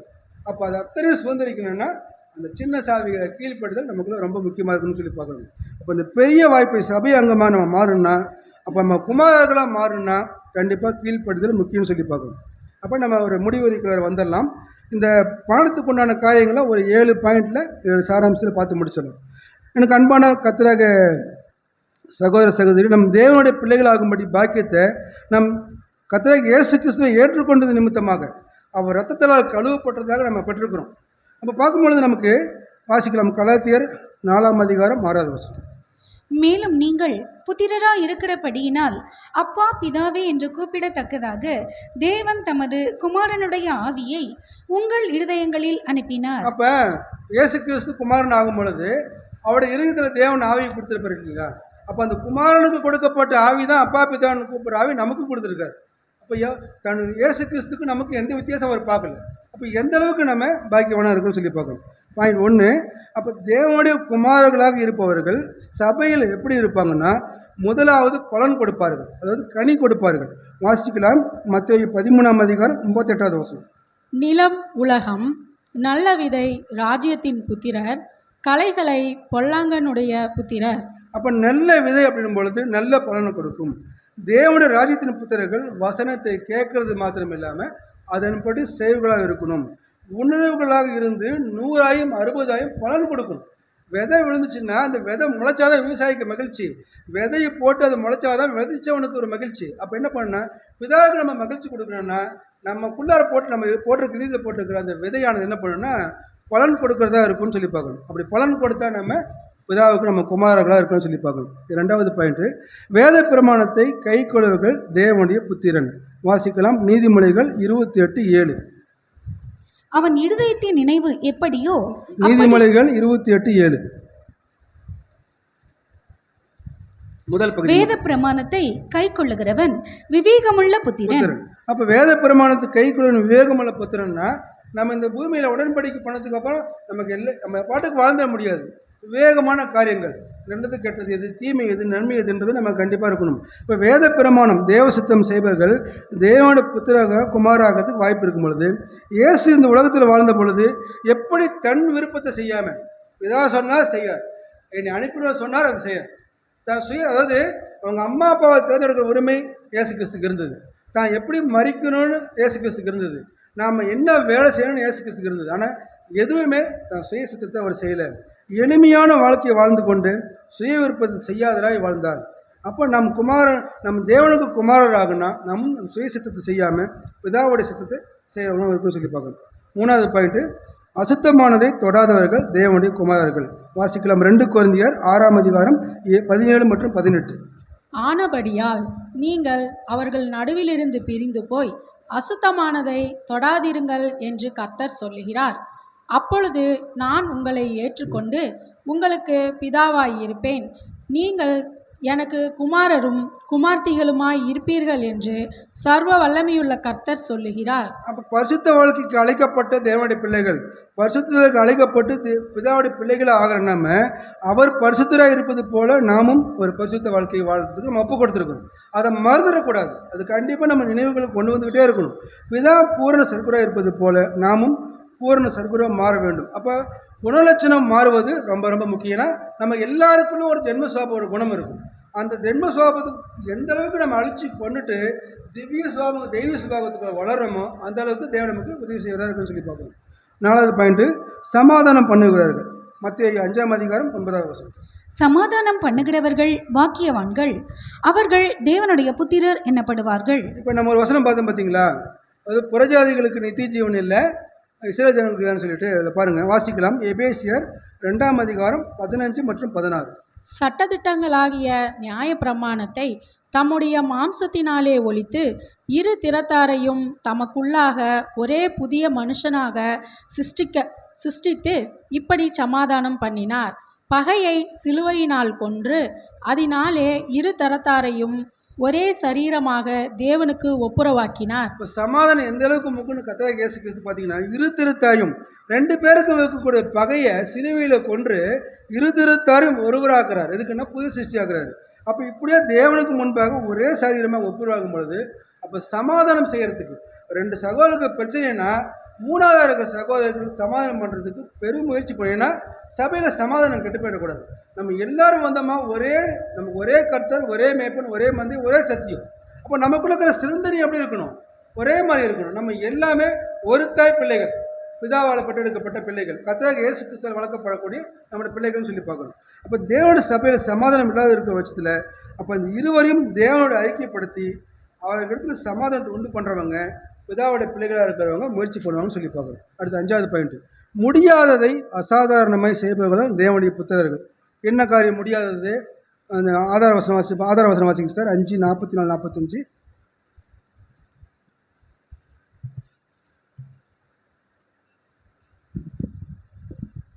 இப்படி செய்கிறதினால் நீங்கள் பரலோகத்தில் இருக்கிற உங்கள் பிதாவுக்கு புத்திரராய் இருப்பீர்கள். அவர் தீயோர் மேலும் நல்லோர் மேலும் தமது சூரியனை உதிக்க பண்ணி நீதி உள்ளவர்கள் மேலும் அநீதி உள்ளவர்கள் மேலும் மழையை பெய்ய பண்ணுகிறார். அப்போ நம்முடைய சத்துருவுக்காக, நம்ம எதிரிக்காக, நமக்கு பகையாளர்களுக்கு பதில 2 பேருக்கு மனையில் மனஸ்தாபம் இருக்க மத்தியில் மனப்பூர்வமாய் நம்ம வாஞ்சியோட எப்படின்னா உண்மையுள்ள ஒரு தன்மையோட உண்மை உணர்வுள்ள தன்மையோட நம்ம ஜெபம் செய்யும் பொழுது அது முடியாத கடினமான ஒரு காரியமாக இருக்கும். நேற்றைய தினத்தில் நான் என்னுடைய நண்பருடைய மகனுடைய கல்யாணத்துக்கு போயிருந்தேன். நாங்கள் ஒரு 7 பேர் நண்பர்கள். அதில் அவங்க மகனுக்கு கல்யாணம் வச்சவனுக்கும் இன்னொரு சகோதரனுக்கும் கொஞ்சம் நீண்ட நாள் மனஸ்தாபம். ஆனால் இருந்தாலும் என்ன பண்ணுறாருன்னா பத்திரிக்கை கூட நேரில் போய் வைக்கல, வாட்ஸ்அப்பில் தான் அனுப்பிச்சி விட்ருக்காரு. அவரும் வந்துட்டு என்ன பண்ணுறாருன்னா முன்னாடி வந்து வரவேற்கிறாரு, டைனிங் ஹாலில் போய் சாப்பிட்டே செஞ்சு விட்டு அவர் பாட்டுக்கு எடுத்துக்கிட்டு செஞ்சுட்டு இருக்காரு. இந்தாண்ட அந்த கல்யாணத்துக்கு ஒரு சகோதரர் வந்து கண் கலங்கிட்டு இருக்கான். 2 பேரும் மன்னிப்பு கேட்கல. என்னன்னா 2 பேருக்குள்ள மனஸ்தாபம். அவரும் நான் பண்ணதுக்கு மன்னிச்சுக்கன்னு கேட்கல, இவரும் நான் பண்ணதுக்கு மன்னிச்சுக்கன்னு கேட்கல. அவர் இறங்கி வேலை செஞ்சுட்டு இருக்கிறாரு. இவன் வந்து என்னடா பாரு இப்படி இருக்கான்னு இவன் கண் கலங்குறான். அப்போ என்னன்னா ஒரு மனுஷனுக்கு இயல்பாகவே தேவன் ஒரு அன்பை வச்சிருக்கிறார். உலக ஜனங்க இதை காட்டுறாங்க. இப்போ நானும் கூட போயிருக்கேன்னா எனக்கு கூட ஒரு சகோதரன் ஒரு நண்பர் வந்து அவங்களால பழக்கம் இல்லை. ஆனால் பார்த்தவொன்னு என்னாச்சுன்னா உடனே ஒரு தேதி கொடுத்து வீட்டுக்கு வாங்கன்னு சொல்லி கூப்பிட்றாங்க. அப்போ எனக்கு அந்த கல்யாணத்துக்கு நான் 80% போகக்கூடாதுன்னு முடிவு பண்ணியிருந்தேன், அந்த மனஸ்தாபத்து நிமித்தமாக. ஆனால் இந்த பாடம் வந்து என்னை தள்ளிட்டு போகுது. அவங்ககிட்ட சொல்கிறேன், நான் நாளைக்கு இந்த சப்ஜெக்ட் இந்த பாடத்தை தலைப்பில் எடுக்கிறேன். அப்போ சத்துருகள் சிநேகிக்கிற அன்பு எந்த அளவுக்கு உலகத்தில் கொண்டு போய் நம்மளை அங்கே ஒரு சாட்சி வச்சிருக்கிற பார்த்தீங்களா தேவன். அப்போ எந்த அளவுக்கு நம்ம நடந்துக்கணும், நம்ம சகோதர மத்தியில் நம்ம எந்த அளவுக்கு நடந்துக்கணும். மன்னிப்பு கேட்கல, ஆனால் அங்கே வந்து பார்த்தீங்கன்னா சமாதானம் நடந்துட்டு இருக்குது. அப்போ நம்ம அந்த அளவுக்கு முன் வந்து ஒரு சகோதரர் நமக்கு, அதாவது சத்துருன்னு அதோட என்ன அர்த்தம் தெரியுங்களா? இப்போ பகைனா பங்காளிக்குள்ள சொத்து தகவலில் ஒரு பகை வரும்.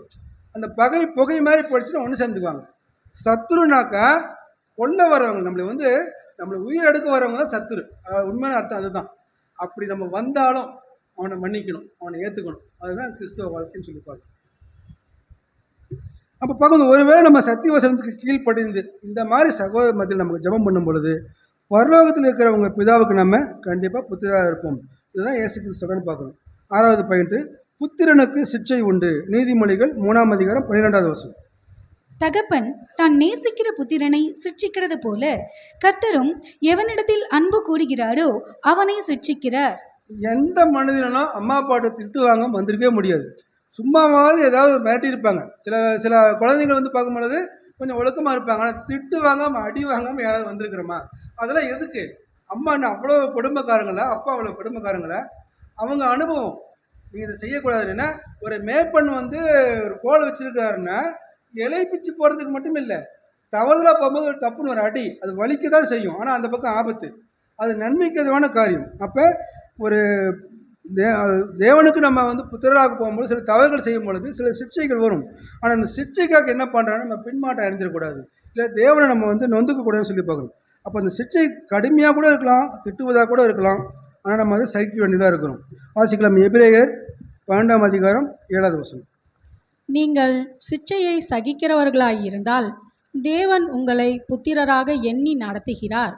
தகப்பன் சிட்சியாத புத்திரன் உண்டோ? ஒருவேளை நம்ம செய்கிற தவறுக்கு தேவன் நமக்கு சிட்சையே கொடுக்கல, தண்டனையே கொடுக்கலன்னு எப்படி இருக்கும்?